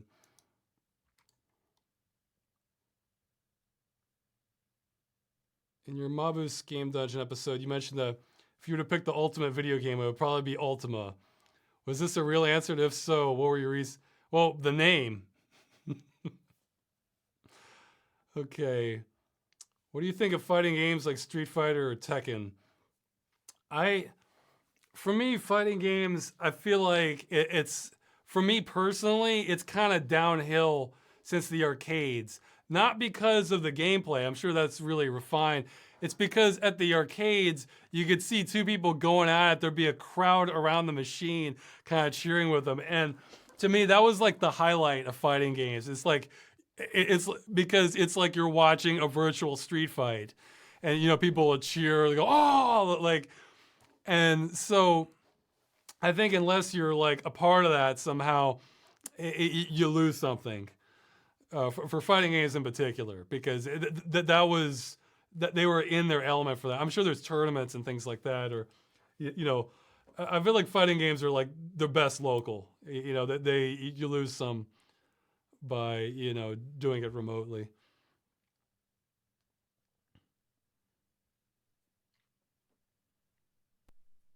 Oh, okay. Someone's asking about the web browser thing. Yeah, I mentioned that on the streaming chat with the GOG thing. Uh, I did try Vivaldi. However, I am going back to Firefox. What happened? It was not Firefox's fault, at least completely. It was definitely the drivers. I found a Reddit post where they talked about the same problem, and this guy tested it.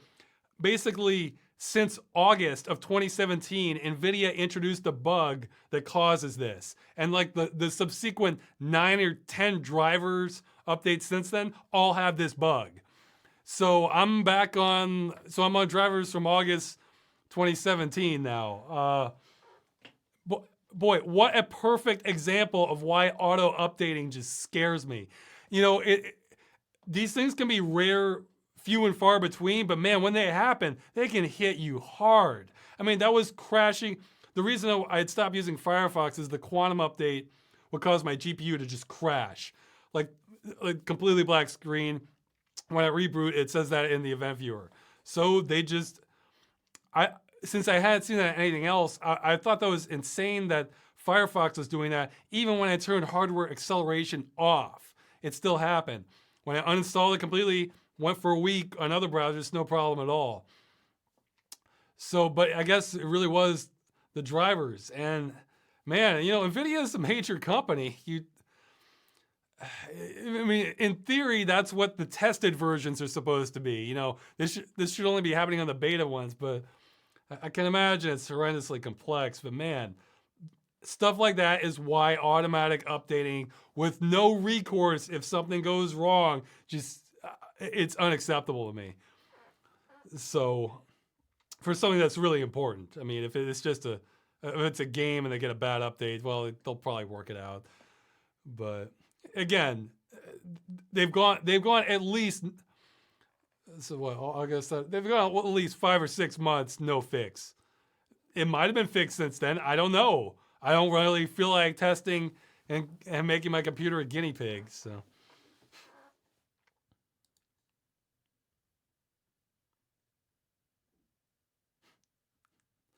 somebody's complaining about how long it takes Game Dungeon to come out and games I was planning on covering up.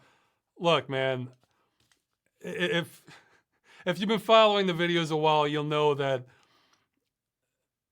timeliness is not my strength. So it's coming. Look, if I say, okay, the only Game Dungeon that may not happen in its original plan right now is The Last Stand Union City. I'll definitely give that a mention in a follow-up episode, but I'm not sure it has enough going for it for a Game Dungeon in and of itself. So if I said I plan on doing something else or it's coming, I plan on doing it. Just look, it's not just you guys. Why do you think I like old games? Some of them I mean to get around to, and it takes me years sometimes to get around to them.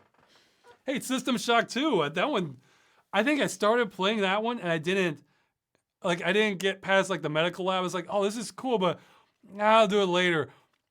I think it was like 3 or 4 years until I finally went back and finished the game, and it's one of my all-time favorite games. So don't worry, I'm not treating you any differently than I would just my own life, really. So,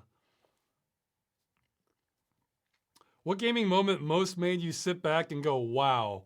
Well, because it leads into it, there was a part I was really impressed by, like one of the twists in System Shock 2. Not the character twist, but the level twist. I almost don't want to give it away. It's like when you launch the ship into this new area. I was not expecting it to kind of be like that, but okay. Moment most made me sit back and go, wow. Geez, I don't know. I mean, there's like minor ones, but I'm trying to think of ones that just like have me floored. Okay, well, hey, okay, this is one that wouldn't work today, but it did back then. When I saw one of the early previews for Half-Life, that actually did make me, because I was like, oh, because you see this, and it's just like, I was like, I was having trouble with fathoming like how big could this game be, like have all this stuff in it. So, and I'd say to a little bit of an extent, Grand Theft Auto 3 did some of that, because there's some games from a technological standpoint that they just kind of like hit new levels of like what was possible in games, and then there's sort of watershed moments. But again, that's a technological. Again, you wouldn't have that same feeling now with seeing everything else. That's what I'm most interested in, games that still have something to them after all these years. You know, some games are good for the time, others are just good games. You know, so I don't know. I'd have to think more about the wow moments. What's your favorite Serious Sam level? In terms of gameplay, I really like the end level of Second Encounter, because it's like a gauntlet to try to. In terms of just the presentation, boy, it's hard to. Okay, again, a sign of how far behind I am on things. I still haven't played 3 yet, but from First Encounter, I mean, geez, not inside the pyramid, but the lead up to the pyramid. I mean, people throw around the word epic, all right? Serious Sam earns it. That is an epic level. Okay. I mean, I've sort of gotten used to it now, but for a while it was sort of a pet peeve calling everything epic. Serious Sam earns that, but there's a lot of good moments. Like, well, I mean, they're probably the standard answers, but you know, that's kind of what you want, the finale to be like one of the best ones. So,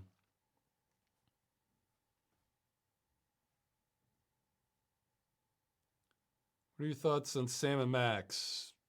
I've played Sam Max Hit the Road, and I have read the comics, but I was a little turned off by the voice acting of the Telltale ones, because I felt like they nailed it in Sam Max Hit the Road. So I don't know. I'll probably get to it at some point. But yeah, they're great. I mean, it's genius. A lot of stuff in there.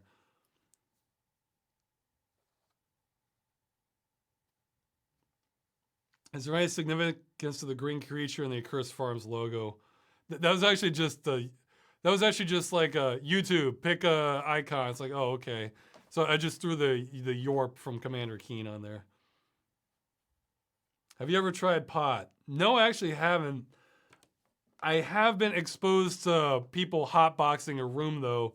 I was actually fixing their computer for one of them, and there was another one. I forget what. I really didn't like it. I could feel myself getting dumber, and I remember thinking if I never knew what it was like to be smart in this, I might not mind. But I find it incredibly frustrating, and like it got me aggressive. So I don't really want it again.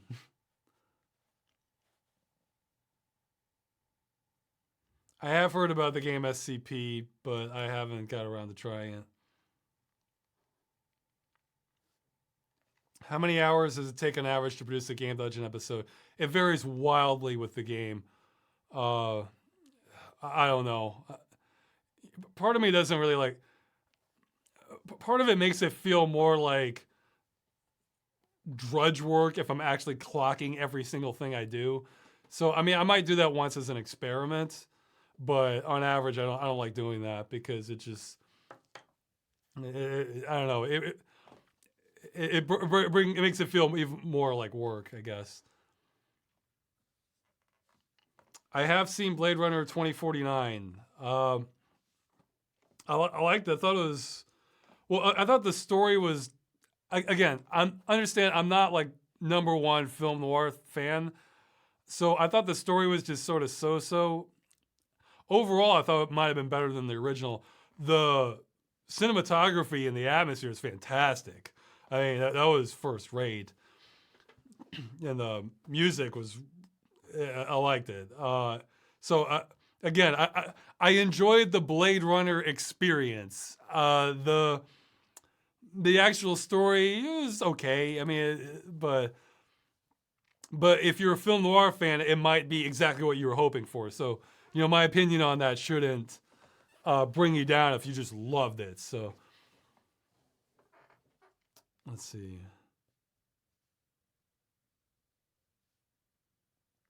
What is a genre you wish you had put more attention into? I mean, games. Well, I guess sort of the 4X ones, but again, they kind of justify my hesitation on them. So another ones are sort of space sim games because those can get pretty hardcore with the stuff you have to learn. And hey, I love the idea of you know far flung future going out into space and the unknown and stuff. But man, if I have to learn like a book's worth of controls and procedures, it's for a different audience. I just need like I just need like the highlights reel or like the playthrough or something if it's gonna be like that for me.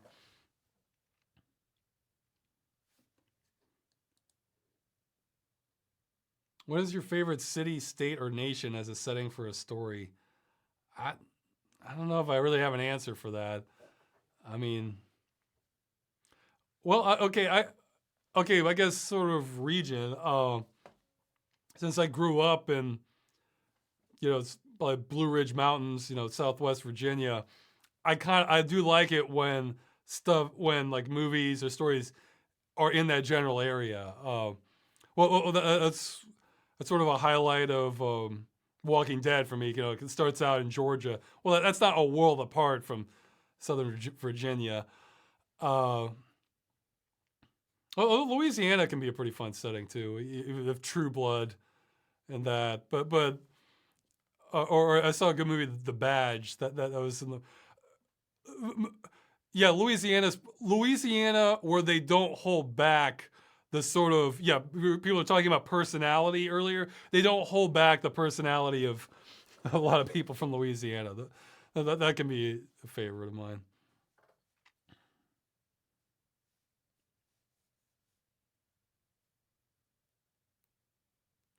Okay, somebody's asking something I know I answered in a previous chat.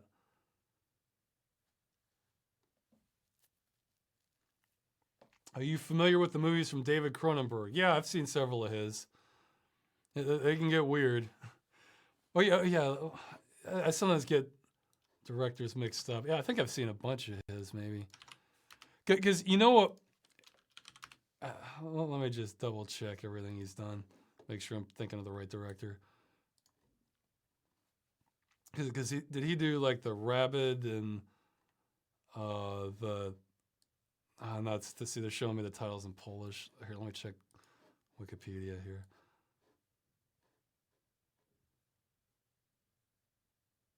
Oh yeah, yeah, the Brood. That one, the Scanners. Yeah, he did.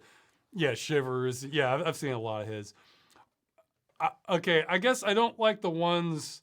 Well, okay, I guess I don't like the aspects of them where they just go like video drama. Some of that, or it's like go. Let's have maximum madness. Like, oh, here's the madness style. Let's turn that all the way up. Like, however, what he does in a lot of his movies, which I love, is I'm a big fan of chaos breaks out, and there are great moments in several of his movies where if you have a dark sense of humor like me, where it's just like where everybody's just like panicking, freaking out, like what is going on? Like he has a lot of like highlights in his movies like that I really appreciate.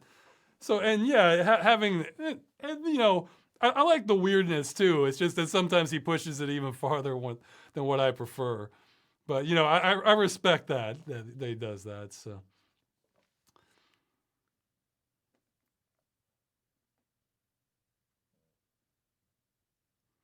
What was your most painful experience in life? Breaking an arm or something like that? Probably the slice and dice on me here with. Let's see, you can probably see the scar. Let's see, well, it's on this side of my neck, I think.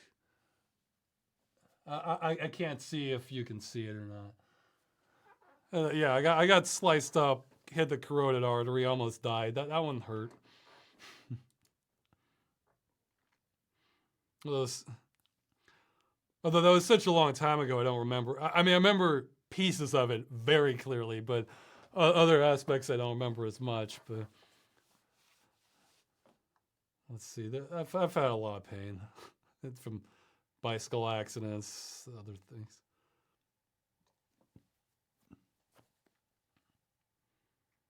What is your opinion on the Warhammer tabletop versus real-time strategy games? I never played the tabletop, like with the figurines and everything, so I don't. Again, like for that stuff, it's like how long it takes to do like a turn. It just I can't get into it. But I mean, I can appreciate that sort of thing as like a social thing. But okay, let's see. Have you been getting fan art for Russ's Game Dungeon and Moon Gaming? Uh, yeah, some. I got more for quarantine, I think. I'm not sure I got anything for Boppin, or else I think that was that notable, I guess.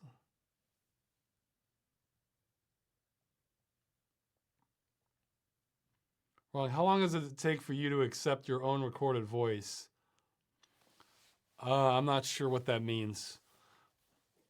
I can do multiple retakes. It depends on if it's a really important line, or I want to indicate this other tone in my voice. I could redo it a bunch. To edit lines, I found it takes about 3 times as long to edit like a chunk of dialogue than it does to record it. So.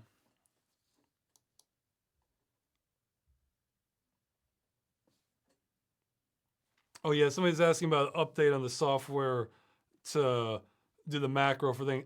I got a lot of responses to that. I just need to go through it and respond to people. I unfortunately got bottlenecked again.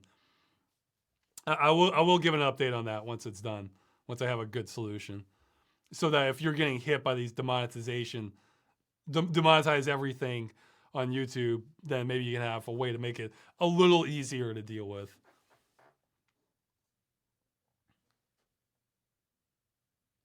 Have you ever hit a slump when creating? Yeah. If you have, what was the best way to get out of it? Fear, generally. Like, I mean, that's not a good way to get out of it, but that gets me out of it. That, like, oh, the audience is just gonna like leave and never come back, or feel like I've really let them down, or I can see income revenue go way down. Uh,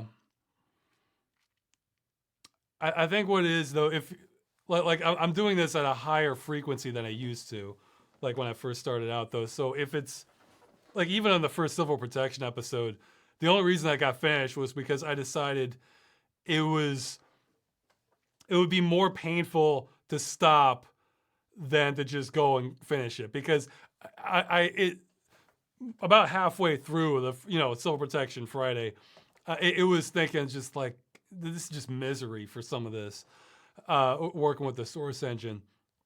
But I put so much into it at that point, it just again it would have been worse to just stop. So I mean, there's cutting your losses, and there's, well, you've come this far, you might as well complete it. But yeah, what else might actually bring out your creativity is doing something you really don't like doing. That's like a job that you don't like, because especially if it's one that gives you a little bit of downtime to wander and think about. Because like my brain will just start wandering when that happens. So that I can get a lot of ideas that way, or just this is something where you feel trapped. Will the site redesign have a wiki? I wasn't planning to, but it's a possibility. Yeah, let me give an update on the site. Yeah, 2 hours into the chat, I am. It's driving me a little bit crazy because I'm ready to go. I've come up with concept stuff. I'm willing to just throw all the hours I need at for the mundane things, but I don't have the skills to get the front end completed. I'm having to rely on some help from that. And unfortunately, the way it's set up for the guy who programmed the back end, I mean, he's using a standard system, so it's not just all custom code or anything. He's very paranoid about security, which is good. That's what I want. However, because you wouldn't believe how many like attempts we've had on the site, especially from Russia. But the thing is, according to him, for the front end, we need to. It has to be somebody we basically can kind of trust, because they could insert like malicious code that might be hard to detect. And once it's set up, it should support other people being able to contribute things or modify things. So I can't just ask people for generally help on that, because we may not be able to see if they're sabotaging. Throw like a keylogger on there or something. That's actually going to be an issue with the Mac, the thing I was talking about for the scripting for the YouTube thing too. It's going to have to be like real public so that other people can review the code to know what to look for, because I won't. So I kind of have to approach that carefully. But so there are two people looking at that right now that I pretty much trust. The When they get it done, they get it done, because I'm itching to get the website up. It's driving me crazy because that it's still not done. I've been trying to do that since the summer, really.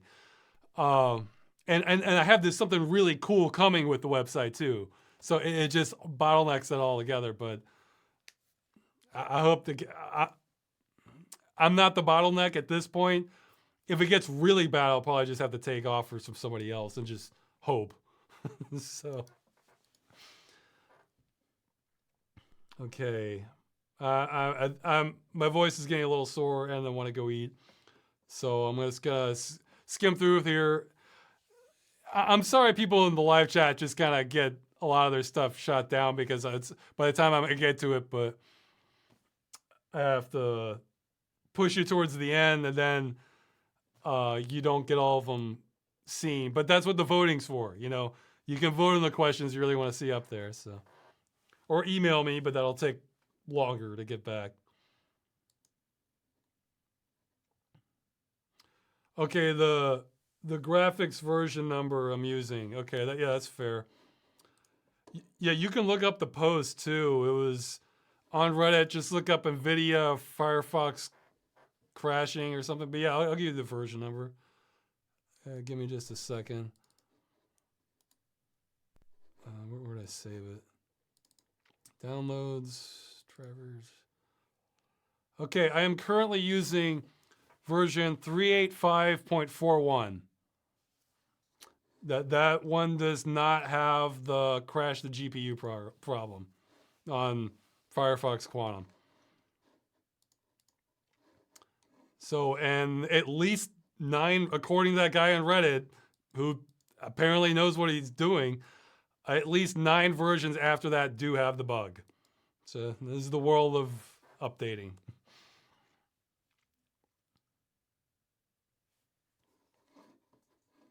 What's your opinion on Y2K aesthetics and architecture?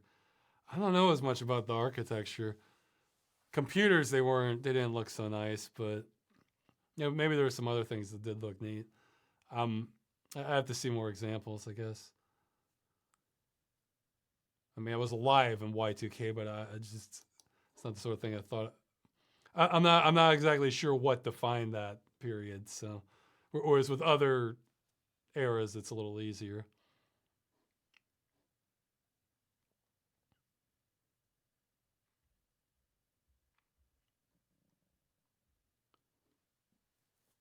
Okay.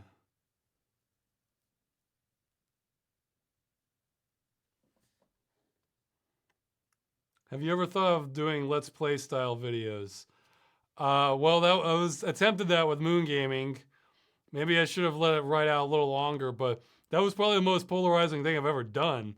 So I would have no problem putting out a video that's polarizing and that not everybody might like.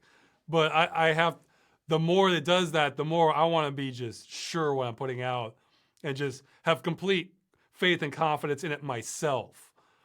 And Moon Gaming was an experiment, so so was Freeman's Mind. But see, I had a little more faith on, even then, not lots of faith, but I had a little more faith on Game Dungeon. Like, well, let me get a couple out and then see how people look at it. If they're still not liking it after a few episodes, then maybe I could retire it. But that one hooked on better. But again, I have more faith on it. I can see where people might not like the Let's Play highlights or something like that.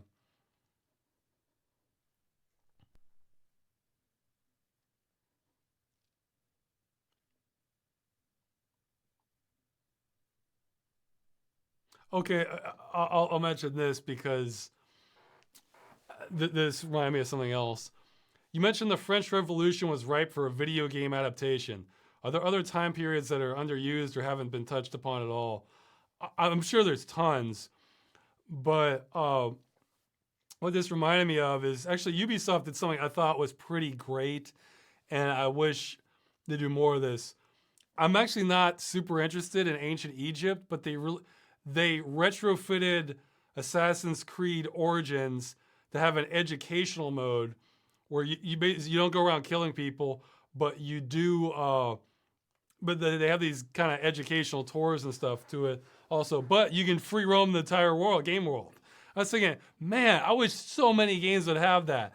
That just, there's the main game, but then you can just do free roaming and not, especially games where there's sort of like a barrier in the gameplay.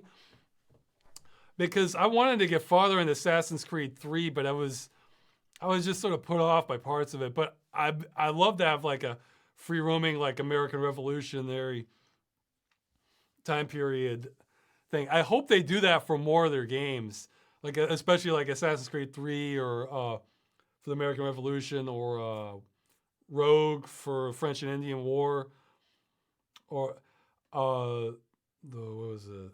Well, I forget the names. The Victorian period in London. I'd love to see something like that. Although I realize they censored the statues in Assassin's Creed Origins to not make them nude. So I thought that was a little lame. But I realized they might not be able to do this for Unity because even the educational version of Assassin's Creed Unity might still be M-rated. Because if you're just sticking to the facts and what was important, and I'm not sure I guess you have the blurring, but I really hope they do that for some of their other games, especially like the 1700, 1800 stuff. I'm more interested in that time period because even though it's a lot of work to add the tours and everything and to change the game code, they've still done like 95% of it. I mean, almost all the assets are created and everything, but it'd still be work, but not nearly as, not years worth of work. Okay, should wrap this up in a little bit.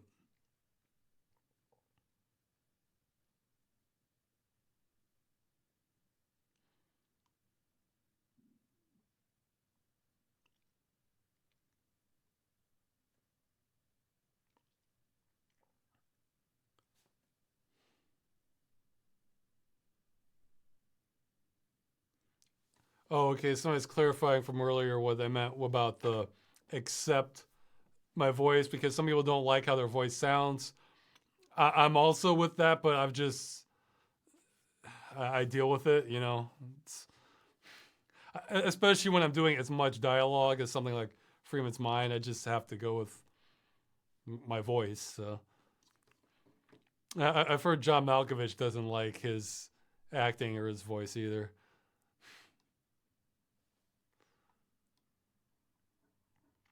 Favorite childhood memory? I don't know if I have an absolute favorite, but I mean, of course, I love the amusement parks. But I remember for Christmas one year, I got this big Lego set. I think it was like a Blacktron base, or it was this sci-fi sort of moon base thing, and that was just that completely made my day.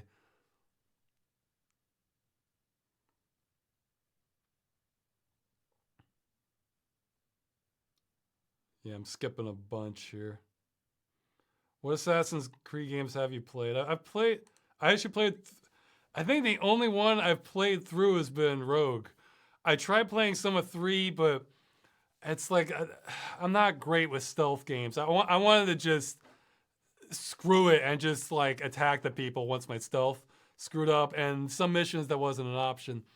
I actually watched playthroughs of like the main like especially the modern segments and like the big plot segments for Assassin's Creed 1, 2, Brotherhood,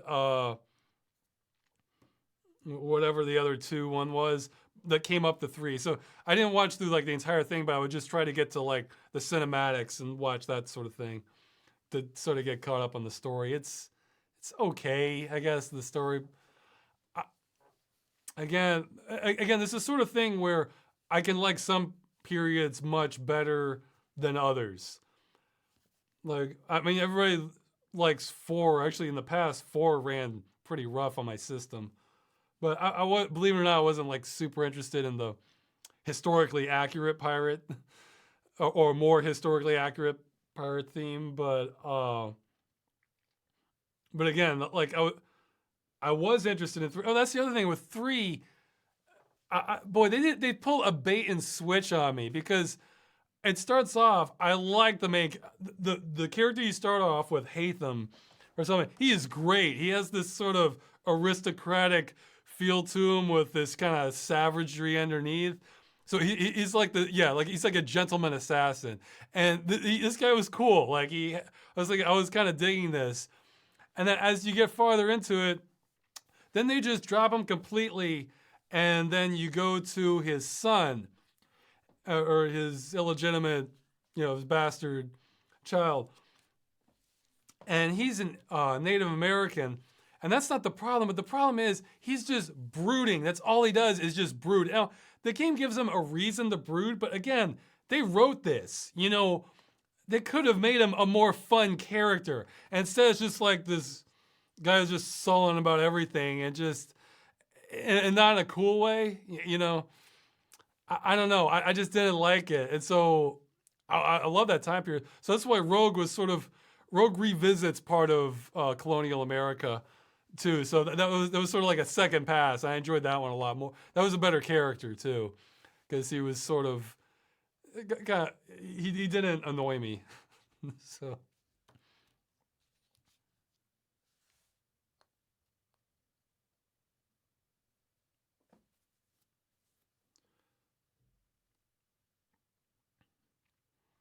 What are some examples you've had of playing video games that were way too mature for you at an early age?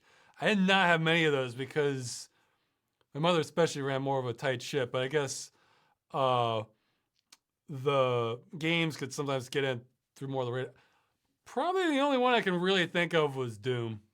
I remember that one. It kind of messed with me a little bit when I first saw it, but after that, I think I was more or less able to handle stuff that came out.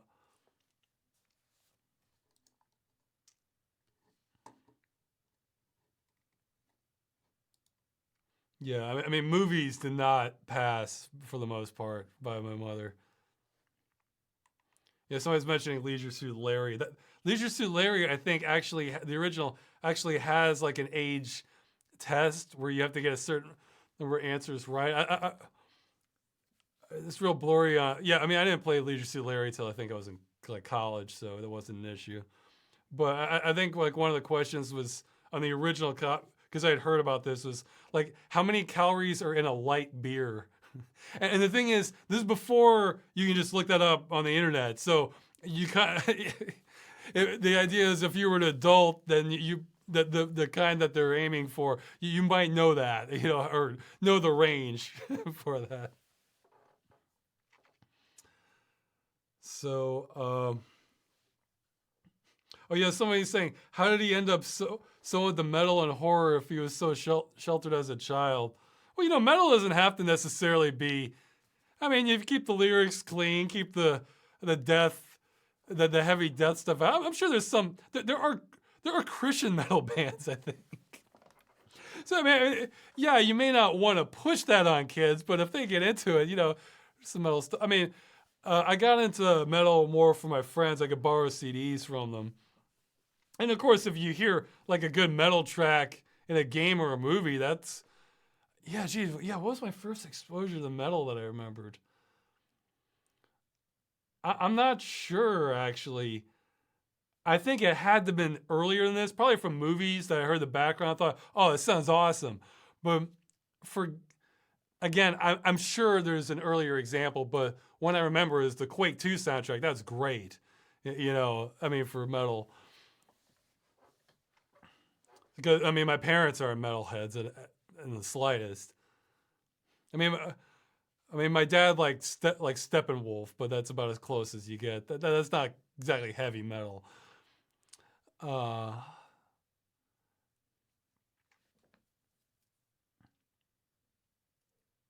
let's see, but yeah, for horror, I was always into spooky stuff as a kid. It's like I was like the black sheep with that. I mean, because neither of my parents are into horror or scary things, and I think none of my immediate family was like really into it. So I'm like, I don't know. I always liked spooky things. I wanted to watch, things like Ghostbusters, Gremlins, everything like that. Yeah, just far back as I can remember, I like things that are kind of spooky. So that kind of naturally transitioned into horror. Although, again, with my mother kind of controlling things, I didn't get to see much in the way of horror at all until yeah, when I turned 17, when you could watch our movie, I just went nuts and just watched everything I could that I wanted to catch up on. So, or just about everything that even looked promising.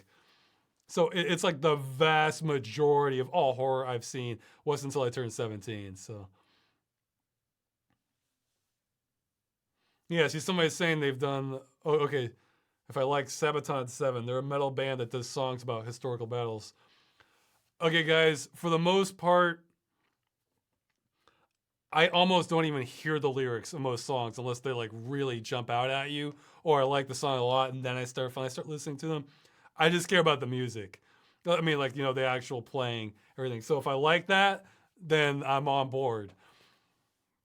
Now there's a few songs that like the lyrics stand out because they're like really funny, or like I remember one. I think it was on the soundtrack to jeez, the movie about the guy with the possessed hand. There's a comedy. Well, somebody will mention the chat, I'm sure. Uh, but on the soundtrack, there's like it starts to say, "I once had a girlfriend." Yeah, Idle Hands. Okay, but then one day she dumped me. But everyone who asks Everywhere I went, people would ask me how she was. I don't want to talk about it.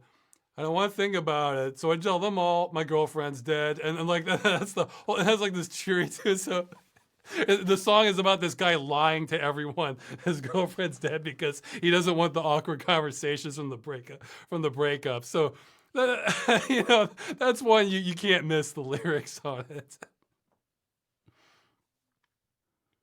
How old were you when you discovered Lovecraft? Not until my 20s, actually. So, all right, guys, I think I'm gonna end that. I'm gonna eat.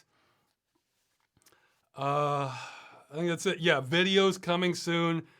Can't promise when Freeman's Mind will be, but I'll give updates on Twitter. You know, when the dialogue's all done. I think it's gonna be around 14 minutes. And I'll just grind out as much as I can this month. Only sort of basic maintenance stuff on the movie and emails and everything else like that. It's just going to be the movie and me maybe having to go to U.S. Embassy. Okay. See you later.